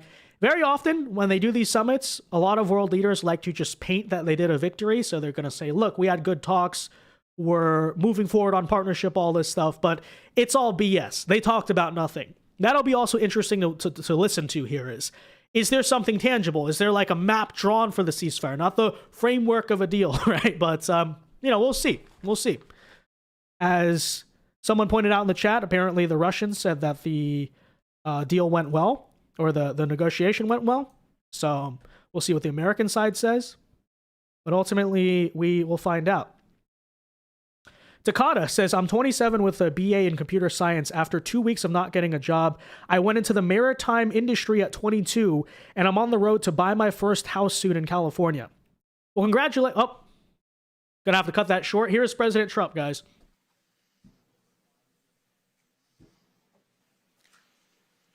Mr. President, ladies and gentlemen, our negotiations have been held in a constructive atmosphere of mutual respect. We had very thorough negotiations that were quite useful. I would like to thank once again my American counterpart for the proposal to travel out here to Alaska. It only makes sense that we've met here because our countries, though separated by the oceans, are close neighbors. So when we've met, when I came out of the plane and I've said, good afternoon, dear neighbor, very good to see you, in good health, and to see you alive. I think that is very neighborly. And I think that's some kind words that we can say to each other. We're separated by the Strait of Bering, though there are 2 islands only between the Russian island and the U.S. island. They're only 4 kilometers apart. We're close neighbors, and it's a fact. It's also important that Alaska has to do with our common heritage, common history between Russia and the U.S., and many positive events have to do with that territory. Still, there is tremendous cultural heritage back from the Russian America. For example, Orthodox churches and a lot of more than 700 geographical names of Russian origin. During the Second World War, it was here in Alaska that was the origin of the legendary air bridge for the supply of military aircraft and other equipment under the Lend-Lease program. It was a dangerous and treacherous route over the vast emptiness of ice. However, the pilots of both countries did everything to bring closer the victory. They risked their lives and they gave it all for the common victory. I was just in the city of Magadan in Russia, and there is a memorial there dedicated to the Russian and the U.S. pilots.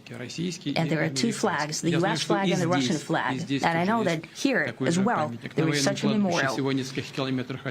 There is a military burial place several kilometers away from here. The Soviet pilots that buried there who died during that dangerous mission. We're thankful to the citizens and the government of the U.S. for carefully taking care of their memory. I think that's very worthy and noble. We'll always remember other historical examples when our countries defeated common enemies together in the spirit of battle camaraderie and allyship that supported each other and facilitated each other. I'm sure that this heritage will help us rebuild and foster mutually beneficial and equal ties at this new stage, even during the hardest conditions. It is known that there have been no summits between Russia and the U.S. for 4 years, and that's a long time. This time was very hard for bilateral relations, and let's be frank, they've fallen to the lowest point since the Cold War. I think that's not benefiting our countries and the world as a whole. It is apparent that sooner or later, we had to amend the situation to move on from the confrontation to dialogue. And in this case, a personal meeting between the heads of state has been long overdue, naturally under the condition of serious and painstaking work. And this work has been done in general. Me and President Trump have very good direct contact. We've spoken multiple times. We spoke frankly on the phone. And Special Envoy family of the president. Mr. Witkoff traveled out to Russia several times. Our advisors and heads of foreign ministries kept in touch all the time. And you know fully well that one of the central issues was the situation around Ukraine. We see the strive of the administration and President Trump personally to help facilitate the resolution of the Ukrainian conflict. And his strive to get to the crux of the matter, to understand this history, is precious. As I've said, the situation in Ukraine has to do with fundamental threats to our security. Moreover, we've always considered the Ukrainian nation, and I've said it multiple times, a brotherly nation, however strange it may sound in these conditions. We have the same roots, and everything that's happening is a tragedy for us and terrible wound. Therefore, the country is sincerely interested in putting an end to it. At the same time, we're convinced that in order to make the settlement lasting and long-term, we need to eliminate all the primary roots, the primary causes of that conflict, and we've said it multiple times, to consider all legitimate concerns of Russia and to reinstate a just balance of security in Europe and in the world on the whole. And I agree with President Trump, as he has said today, that naturally the security of Ukraine should be ensured as well. Naturally, we are prepared to work on that. I would like to hope that the agreement that we've reached together will help us bring closer that goal and will pave the path towards peace in Ukraine. We expect that Kiev and European capitals will perceive that constructively and that they won't throw a wrench in the works. They will not make any attempts to use some backroom dealings to conduct provocations to torpedo the nascent progress. Incidentally, when the new administration came to power, bilateral trade started to grow. It's still very symbolic. Still, we have a growth of 20%. As I've said, we have a lot of dimensions for joint work. It is clear that the U.S. and Russian investment and business cooperation has tremendous potential. Russia and the U.S. can offer each other so much in trade, digital, high-tech, and in space exploration. We see that Arctic cooperation is also very possible, and our international context, for example, between the Far East of Russia and the West Coast of the U.S. Overall, it's very important for our countries to turn the page, to go back to cooperation. It is symbolic that not far away from here, at the border between Russia and the U.S., there is a so-called international date line. I think you can step over, literally, from yesterday into tomorrow. And I hope that we'll succeed in that, in political sphere. I would like to thank President Trump for our joint work, for the well-wishing and trustworthy tone of our conversation. It's important that both sides are result-oriented, and we see that the President of the U.S. has a very clear idea of what he would like to achieve. He sincerely cares about prosperity of his nation. Still, he understands that Russia has its own national interests. I expect that today's agreements will be the starting point, not only for the solution of the Ukrainian issue, but also will help us bring back business-like and pragmatic relations between Russia and the U.S. And in the end, I would like to add one more thing. I'd like to remind you that in 2022, during the last contact with the previous administration, I tried to convince my previous American colleague that the situation should not be brought to the point of no return when it would come to hostilities. And I said it quite directly back then that it's a big mistake. Today, when President Trump saying that if he was the president back then, there will be no war. And I'm quite sure that it would indeed be so. I can confirm that. I think that overall, me and President Trump have built a very good business-like and trustworthy contact. And I have every reason to believe that moving down this path, we can come, and the sooner the better, to the end of the conflict in Ukraine. Thank you. Thank you. Well, thank you very much, Mr. President. That was very profound, and I will say that I believe we had a very productive meeting. There were many, many points that we agreed on, most of them, I would say, a couple of big ones that we haven't quite gotten there, but we've made some headway.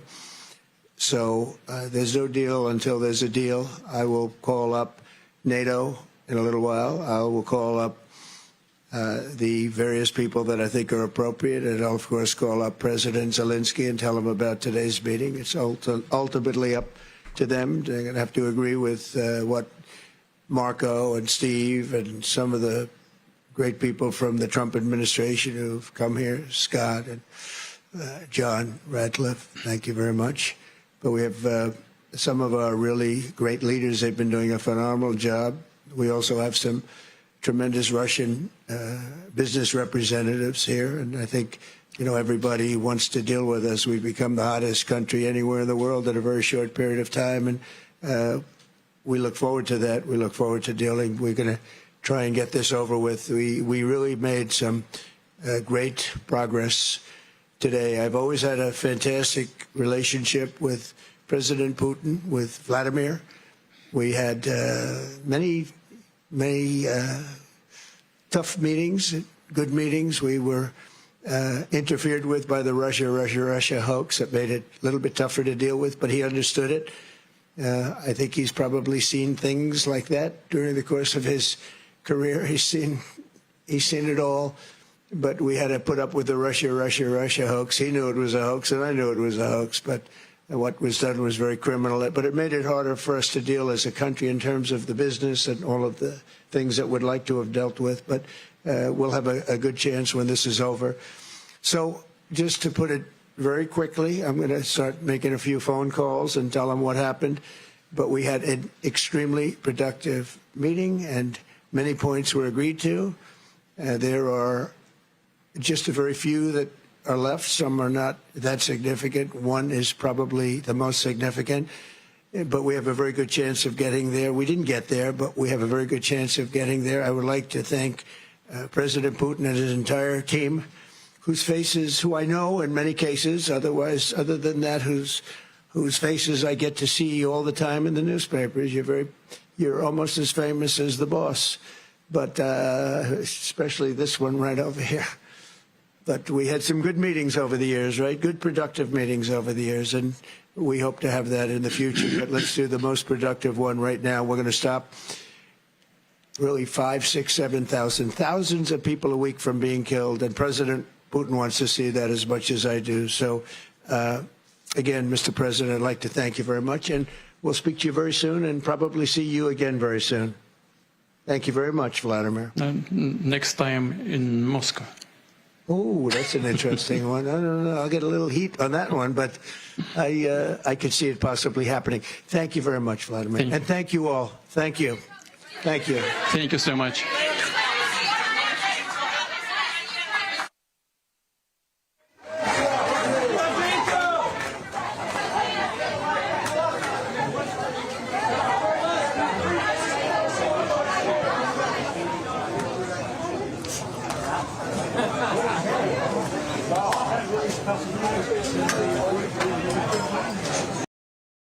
Okay, well, there you had it. The joint, I guess you could say a joint speech, not necessarily a press conference between the two.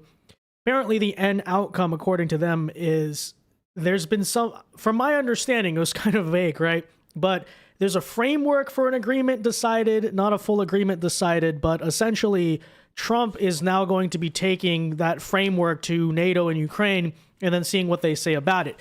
Now, if I were to fully predict, I honestly, I'm going to guess probably Zelensky and NATO are going to say, no way, we're going to keep fighting. But who knows? Who knows?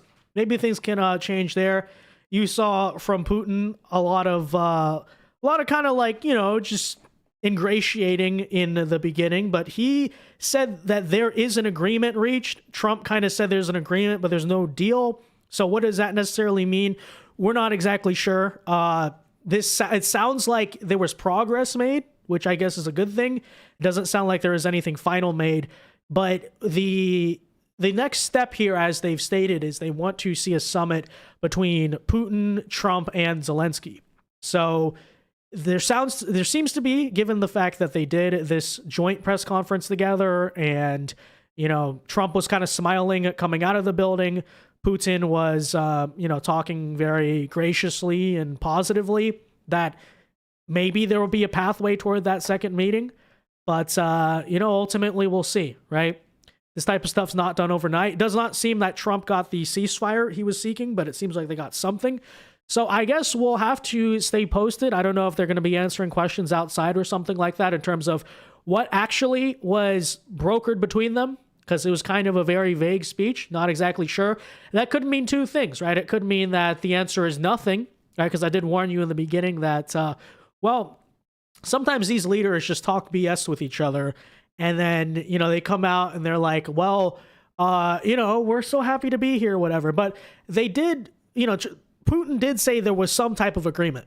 So it could be an informal, unsigned one, but there's agreement on some principles. And then Trump said he's going to make a call to NATO and Ukraine to talk to them about it.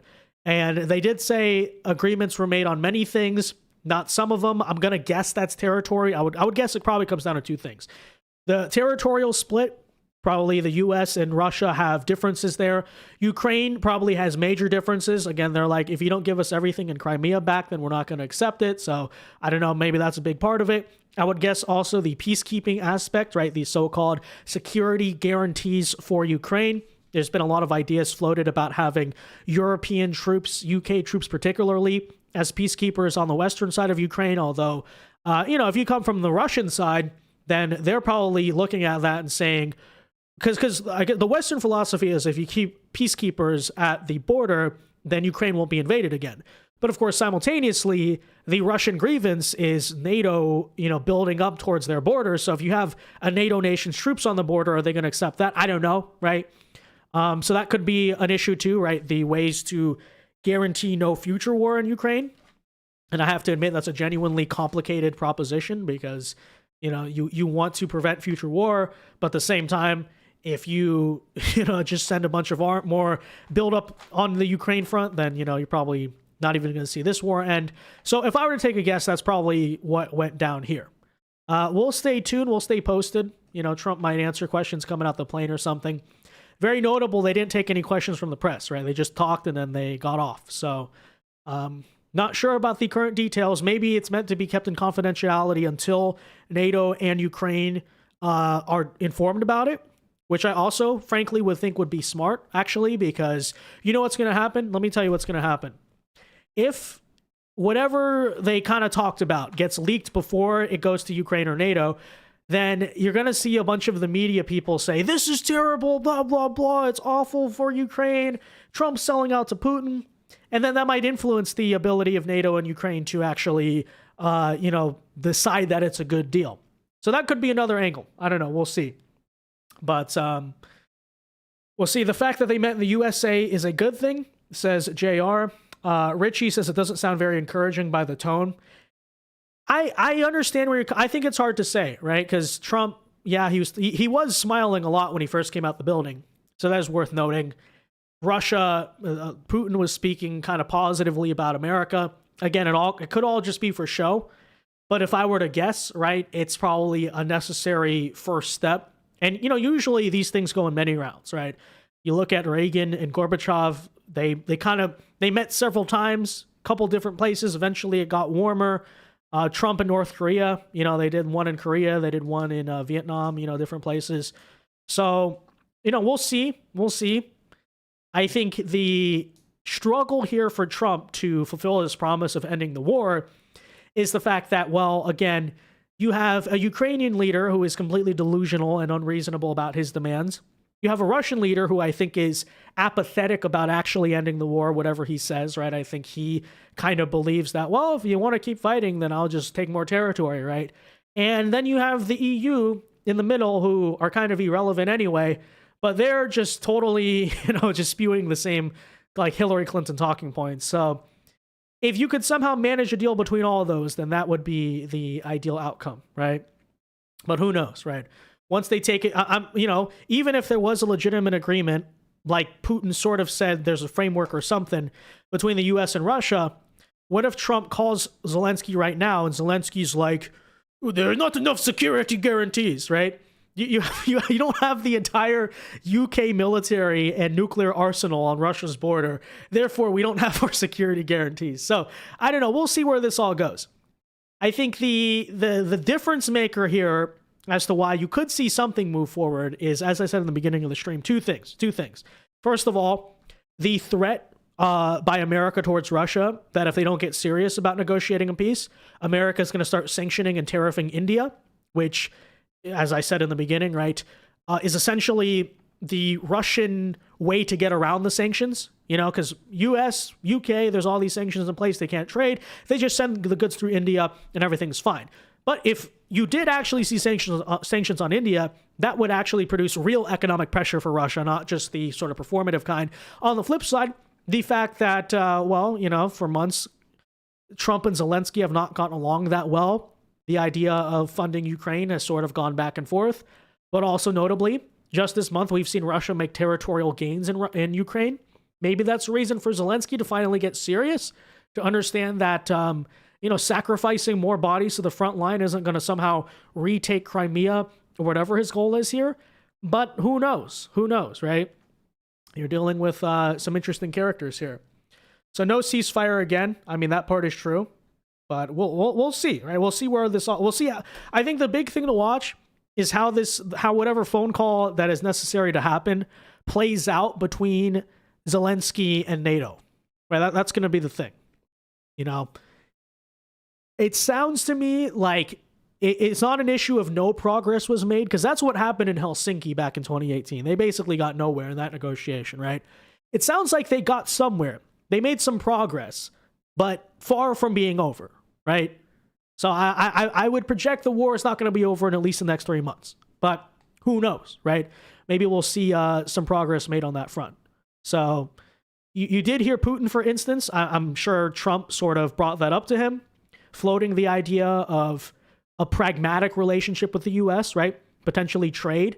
We have seen that strategy work for Trump before. Now, he's dealing with a bigger war here, right? Because Cambodia and Thailand, India, Pakistan, these things were just starting to flare up, and you got in before it got serious, right?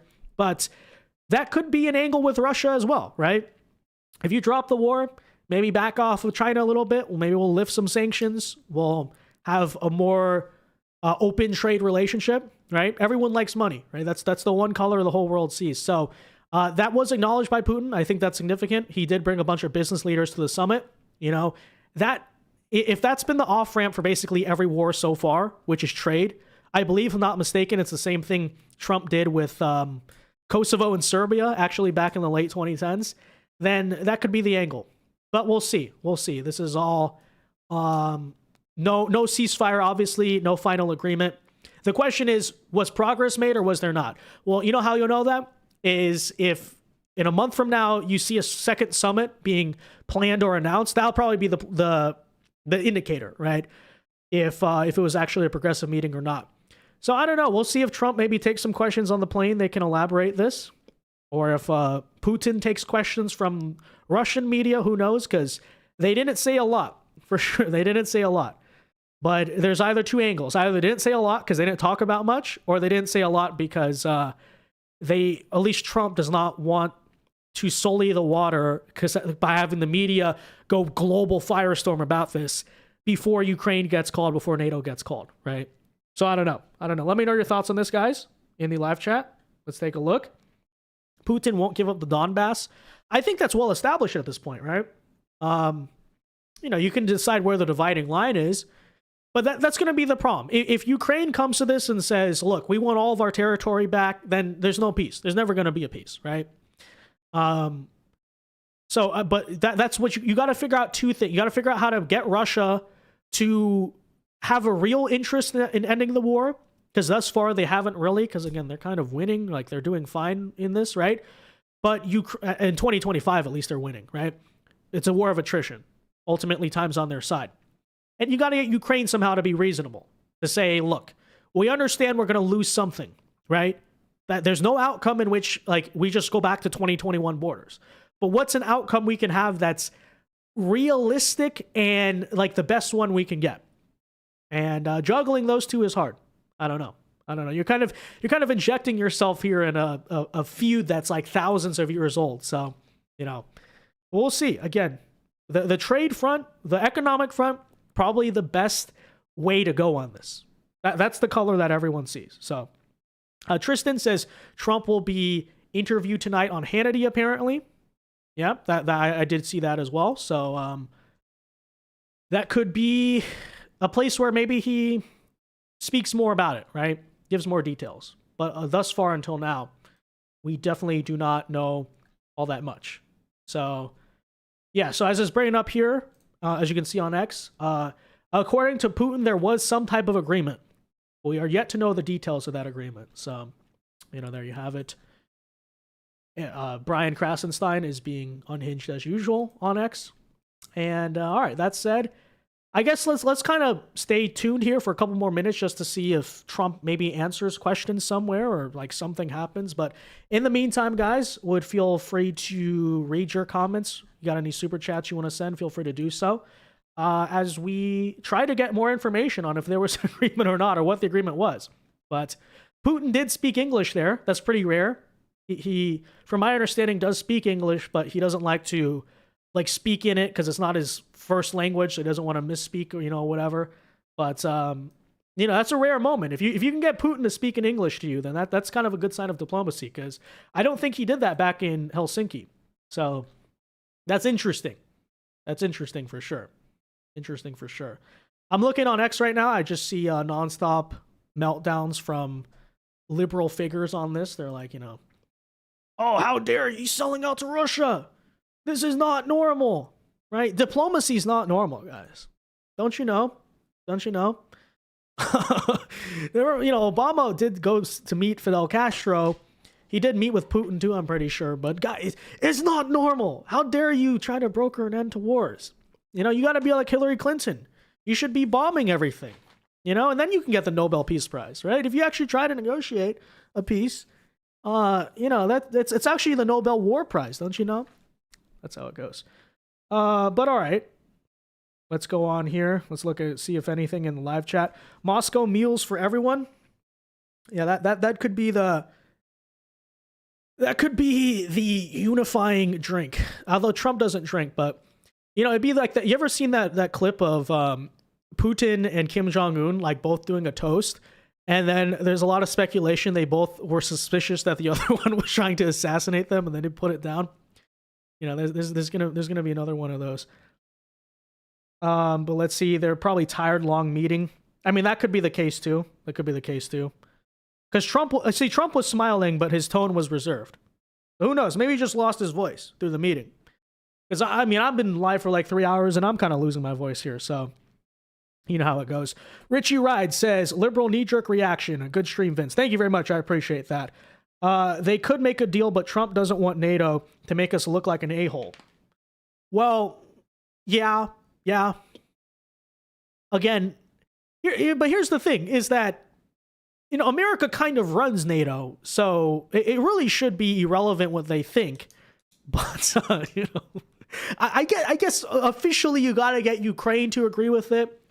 Although they are kind of a puppet vassal state of I wouldn't even say America, but I'd sort of say the Western globalist institutions, EU, NATO, World Economic Forum, right? Which is hence why Trump can't just tell Zelensky to end the war, because that's not who Zelensky's actually answering to. But, we'll see. Let's see if Zelensky actually tweeted anything out about this. I'm kind of curious. Is he going to put out more vague platitudes? Because that's all he provides. And don't get me wrong. I think Putin is guilty of the same thing, right? A lot of these oh, we want peace. Yes, thank you, Trump, for your leadership. But then, do they do anything? No, they don't, right? But anyways, here you see Zelensky. Oh, so this is Zelensky's apparently. He put this out 5 hours ago. On the day of negotiations, the Russians are killing as well. Well, okay. True, and I don't condone that. But 24 hours before the negotiations, you launched one of the largest drone strikes of the war. So you see what we're dealing with here. And that speaks volumes. Recently, we've discussed with the US and Europeans what can truly work. Really, what does that look like? Hey, Zelensky, do you want to define that? What can truly work? What can truly work, according to you, is if Russia gives us back Crimea and everything, then that can work. And let's just have like the whole UK military on your border, apparently. Everyone needs a just end to the war. Ukraine is ready to work productively as possible to bring the war to an end, and we count on a strong position from America.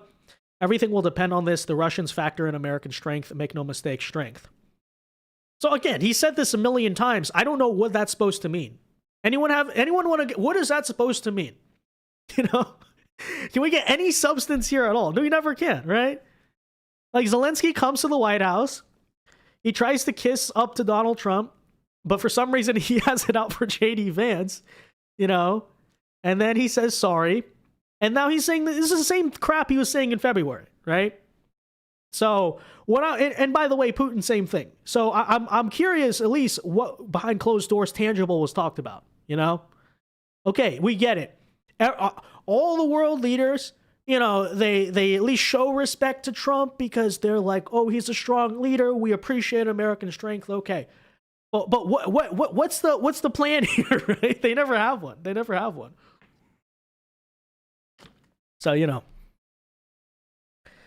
Let's see here. Trump now goes to NATO and Zelensky and says, I'll pull all the funding if you don't want the deal. That's the correct solution. Yeah, if there was an agreement made that's sensible, then yeah. I think frankly we should have probably pulled funding from Ukraine from the beginning. I think they did do that, and then they resent it and all this like back and forth. Okay, you know, I think the fastest way to get both sides to end this war would have been pull all funding from Ukraine, and if you want to, why not? If you want to get Russia to stop too, then do the sanctions on India. Right? It should have been like an immediate thing, and I think if you did that mutually, then you would get the war to stop a lot faster. Right? Because you got to put pressure, you got to put serious pressure on each nation to do so. Although, I don't know, maybe Zelensky would just keep going, you know, or even Putin would keep going. But that to me needs to be made clear. This is the end result, okay? Ukraine, if you don't want to play ball, no more funding, all right? And Russia, if you don't want to play ball, then sanctions on India, you know? Anthony here says, but if Trump says we've made this deal and we'll pull funding if you want to continue, Zelensky calls Trump's bluff and suicides into Russia with help from the UK and EU. Then Russia steamrolls. I think the good news on that front is it's already been well established. The EU doesn't have the money. They just don't. Nor does the UK, right? We saw that exact chronicle back when Zelensky got ran out of the White House. He went to the UK. He met with the European delegation. He was all smiling and positive, and then they realized, oh, shoot, we can't do this without the United States, because basically Europe told him we don't have the money to give you, and then the next day he apologizes to Trump, formally, right? So, there you have it. Two great, powerful men, great stream, thanks. I appreciate that very much, Kincaid. Thank you very much. We'll see here if we got anything else going on. We have decided to make a decision. I'll see. Let me refresh X really quickly and see if we got any other comments, any post questions from Trump or anything. This is pretty cool too, by the way. So apparently, I don't think I mentioned this in the beginning, but we basically painted this like strategic picture of strength when Putin came in, because as you can actually, when they first walked in, there was a B-2 flyover, and then right. As Trump and Putin are riding together in the motorcade, we put a bunch of F-35s and I guess, what are those, Black Hawk helicopters? So, pretty cool imagery. Now, I gotta say, it's a little bit concerning, right? Because you want to make sure that Putin's, bodyguards or whatever, make sure they're not snooping around the F-35s. I know there's a lot of secretive technology in that, but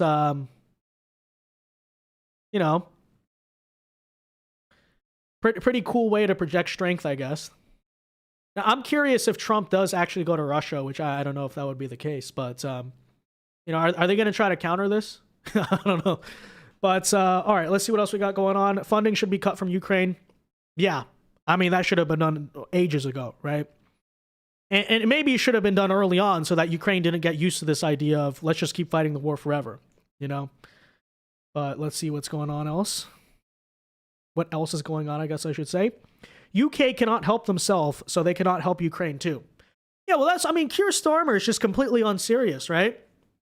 That's interesting, too. You look at his current stance in the world. You know, Keir Starmer obviously comes from the Labour Party. He was a massive anti-Trumper throughout the years. But you remember that the UK and US were the first to make a trade deal? Let me tell you something. That was not because of, like, I mean, yeah, Trump negotiator, all this stuff. But you know the real reason that happened? Is because the UK is in a massive economic hole. Because essentially, post-Brexit, the reason they've been in this, like, silent recession, that's, like, really bad over there, by the way, is that, you know, they left the European Union, which was a good thing. I was pro-Brexit. But they didn't really figure out what to do after that, right? Because the Brexit was basically this idea by Nigel Farage and like the hardcore nationalists that, hey, we're going to bring manufacturing back to UK. We're going to control migration. All the reasons that the UK left the European Union, you know, Boris Johnson and the Conservative Party did not fulfill any of them, right? They didn't fix immigration. They didn't find an economic alternative, right? They didn't bring manufacturing back to the UK. They didn't open up more trade with the US or whatever, and they're finally fixing that mistake. But this is all to say that when you look at the current, you know, state of the UK economy, all this talk about how, oh, we're going to, we'll be the peacekeepers in Ukraine and all that stuff. Are they really in a position to do so? I don't know. And it's interesting because Keir is this big, you know, pro-Ukraine crazy guy. But every time he's around Trump, he just kisses up. Why is that? Why is that? Because all these people are coming from a complete position of desperation, right? Especially there. Europeans have done a complete disservice to all of this.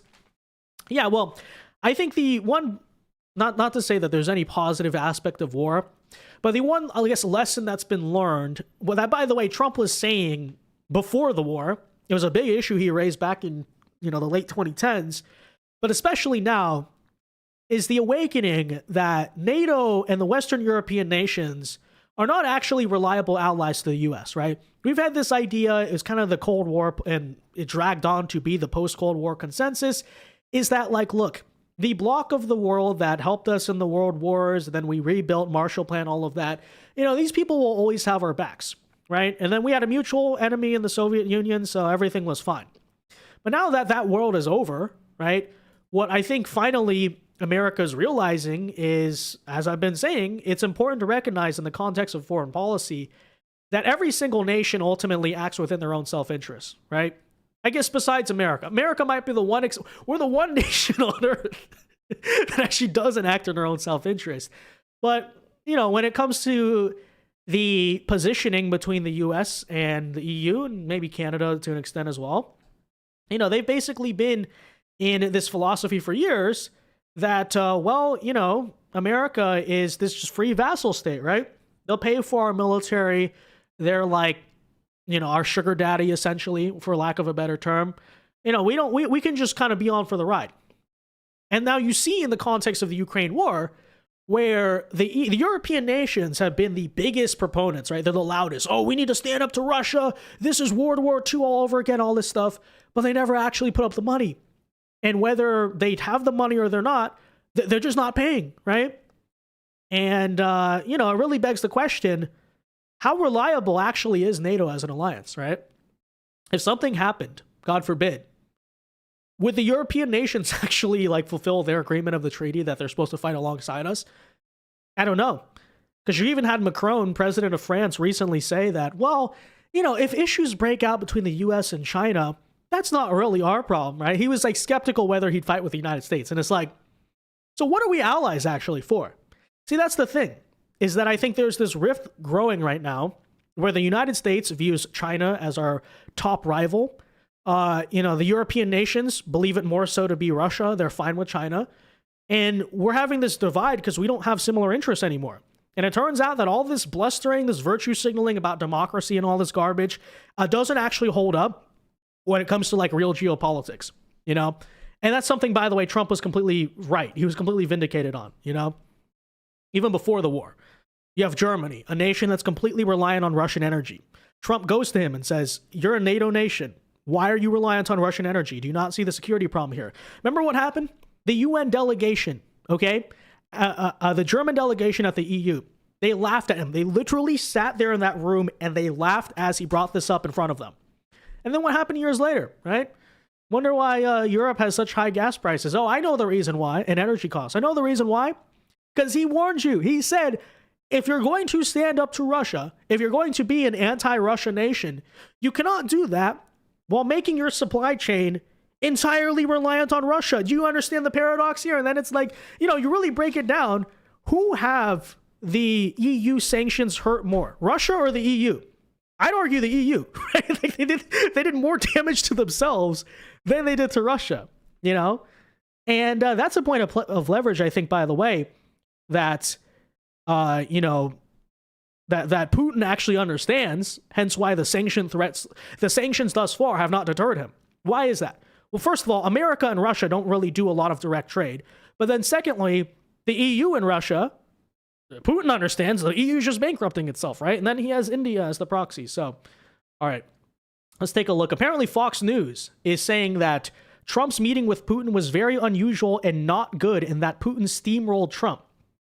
And Johnny MAGA here frames it as disgraceful propaganda. They want the war to continue so badly.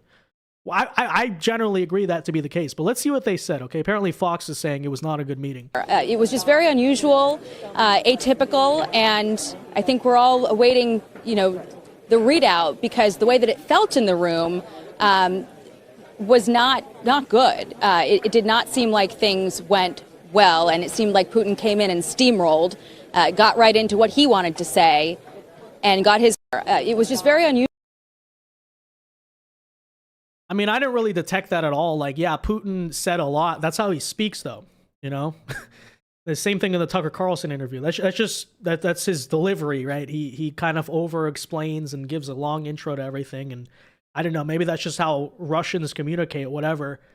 But that's their point of contention. That apparently because Putin spoke first and spoke longer, that means Trump lost. I don't understand what that means. You know, that doesn't seem like actual evidence to me, you know? But I mean, who knows? Who knows? Obviously, there are a lot of people in the Republican Party who don't like that Trump is bringing peace here, and everyone knows that to be the case. So I'm going to browse X right now, see if I've got anything else, any other information out of this deal, out of this negotiation, at least I should say.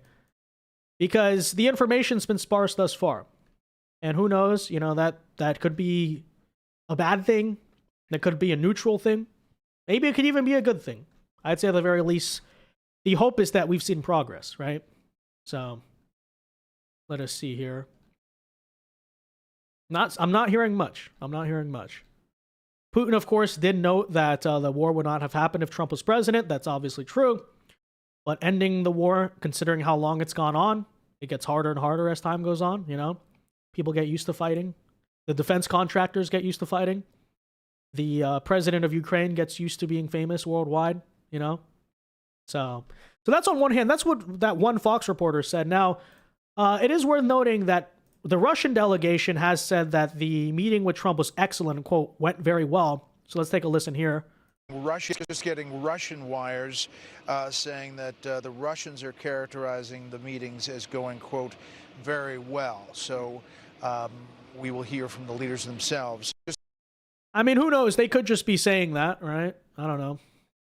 You know, both sides typically like to say that a meeting went well, but who knows? Who knows? It's frankly really hard to say.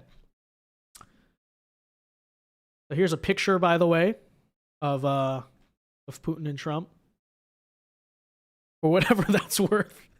But yeah, I'm trying to search for some. I'm trying to get some degree of information on any details at all about what actually went down. Very scarce, as you can tell. So here we go. Jackie Heinrich is on Fox trying to convince everyone that Trump lost against Putin today. Heinrich is apparently that lady you just saw on your screen.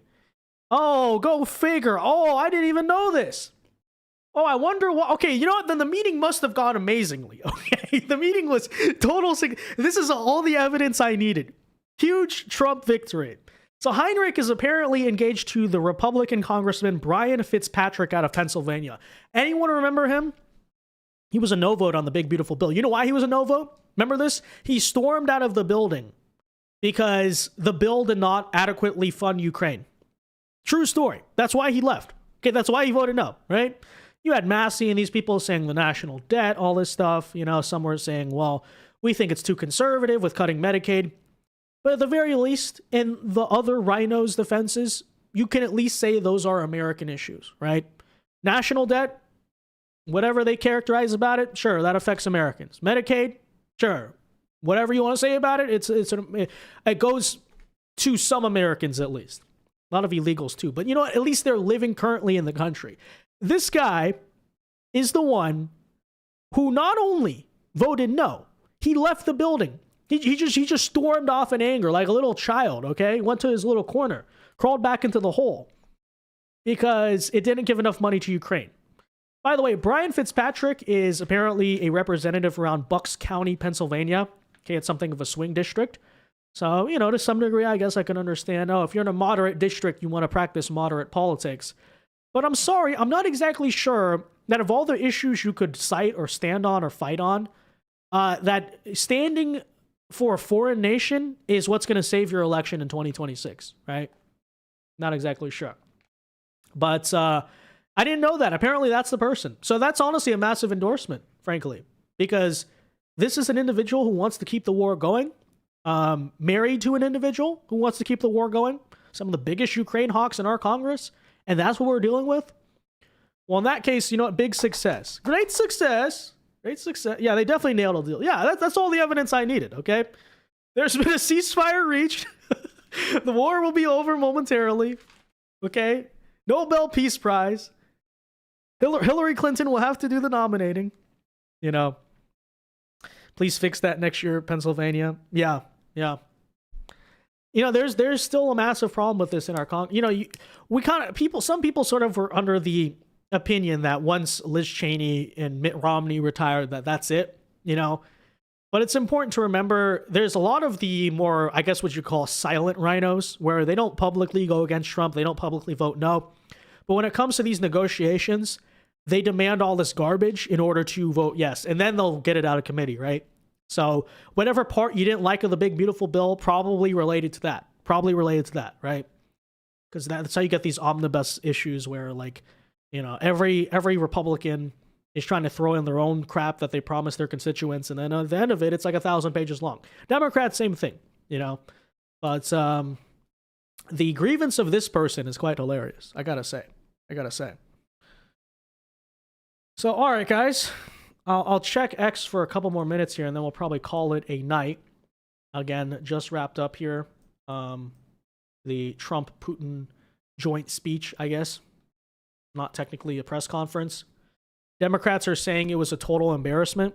The speech, the memo, I should say, has gone out. Everyone is saying Trump got steamrolled by Putin. I mean, where is the evidence of that? Where's the total? Here's the thing, too, right? So on one hand, they argue that Trump is Putin's puppet. Then they laugh because Trump can't control Putin, or you know, vice versa here. Okay. But if you have no agreement being made, and the Democrat contention is that Trump's going to give Putin everything that Putin wants, and yet there was no deal made, then what's the problem? I thought they wanted the war to continue, right? So now they're saying the war should stop. I have no idea. But you know, that's what I call bitter seething. Okay, bitter seething, because you could say this about anything. You know who else didn't get a deal? Joe Biden, Victor Xi, you know, the man you love so much. You know who else never had a serious exchange? Joe Biden. You know who never had a meeting at all? Joe Biden, right? But I guess now they're going to take the stance that the Ukraine war should end and Trump is a war hawk for I don't know. Are they going to go down that route? It wouldn't surprise me. And then the moment that Trump does end the war, they're going to say that they're going to go back to saying that he conceded everything to Russia, right? I mean, I think we understand how this game goes, but all right. That said, I don't think we're seeing any new news on this front. So I guess we'll probably find out by tomorrow. So Cigar and Jetty here is pointing out that the translation is a bit rough, but I believe Putin just said he would accept some level of security guarantee for Ukraine in some sort of final settlement, though he emphasized that all Russian security concerns must be addressed. So, I mean, that's a good thing, I guess, because, you know, Zelensky keeps demanding that, the security guarantee. I think America kind of wants that as well. So that would be a sign of progress, right? Because the original Russian contention is we want no NATO troops anywhere near Ukraine. But if there is a form of security guarantee and that's accepted by Russia, then I don't know, then you could probably get closer to a deal, right? Who knows? Who knows? All right. That said, I think we got no more news on this front. So let's see if we got anything in the live chat, and then we'll call it a night here. At least Trump is trying, unlike Biden. Correct. We're so tired of having these clowns prevail in our House and Senate. Exactly. Good night, man. Thanks for the stream. Yeah, good to see you, old wolf. I appreciate it. And all right. Well, that said, I guess we'll wrap it up here. There you had the Trump-Putin meeting. Hopefully we'll be back here. By the way, I'm thinking of starting streaming regularly on the channel. I'm thinking maybe like, I don't know, Tuesday. The current idea I have is Tuesdays and Thursdays at 5 p.m. Eastern time, because it seems like a time slot that not a lot of people have claimed yet, I guess, in the sector. But let me know, I guess, in the live chat or the comment section, you know, what time. I guess we could do an informal poll, but like what time, you know, would you prefer morning streams, afternoon, night? I'm thinking late afternoon, but that's tentative. And once I get all my equipment together in the new place, then hopefully we'll start doing streaming more often. So that said, guys, be sure to leave a like on this video, subscribe to the channel if you are new,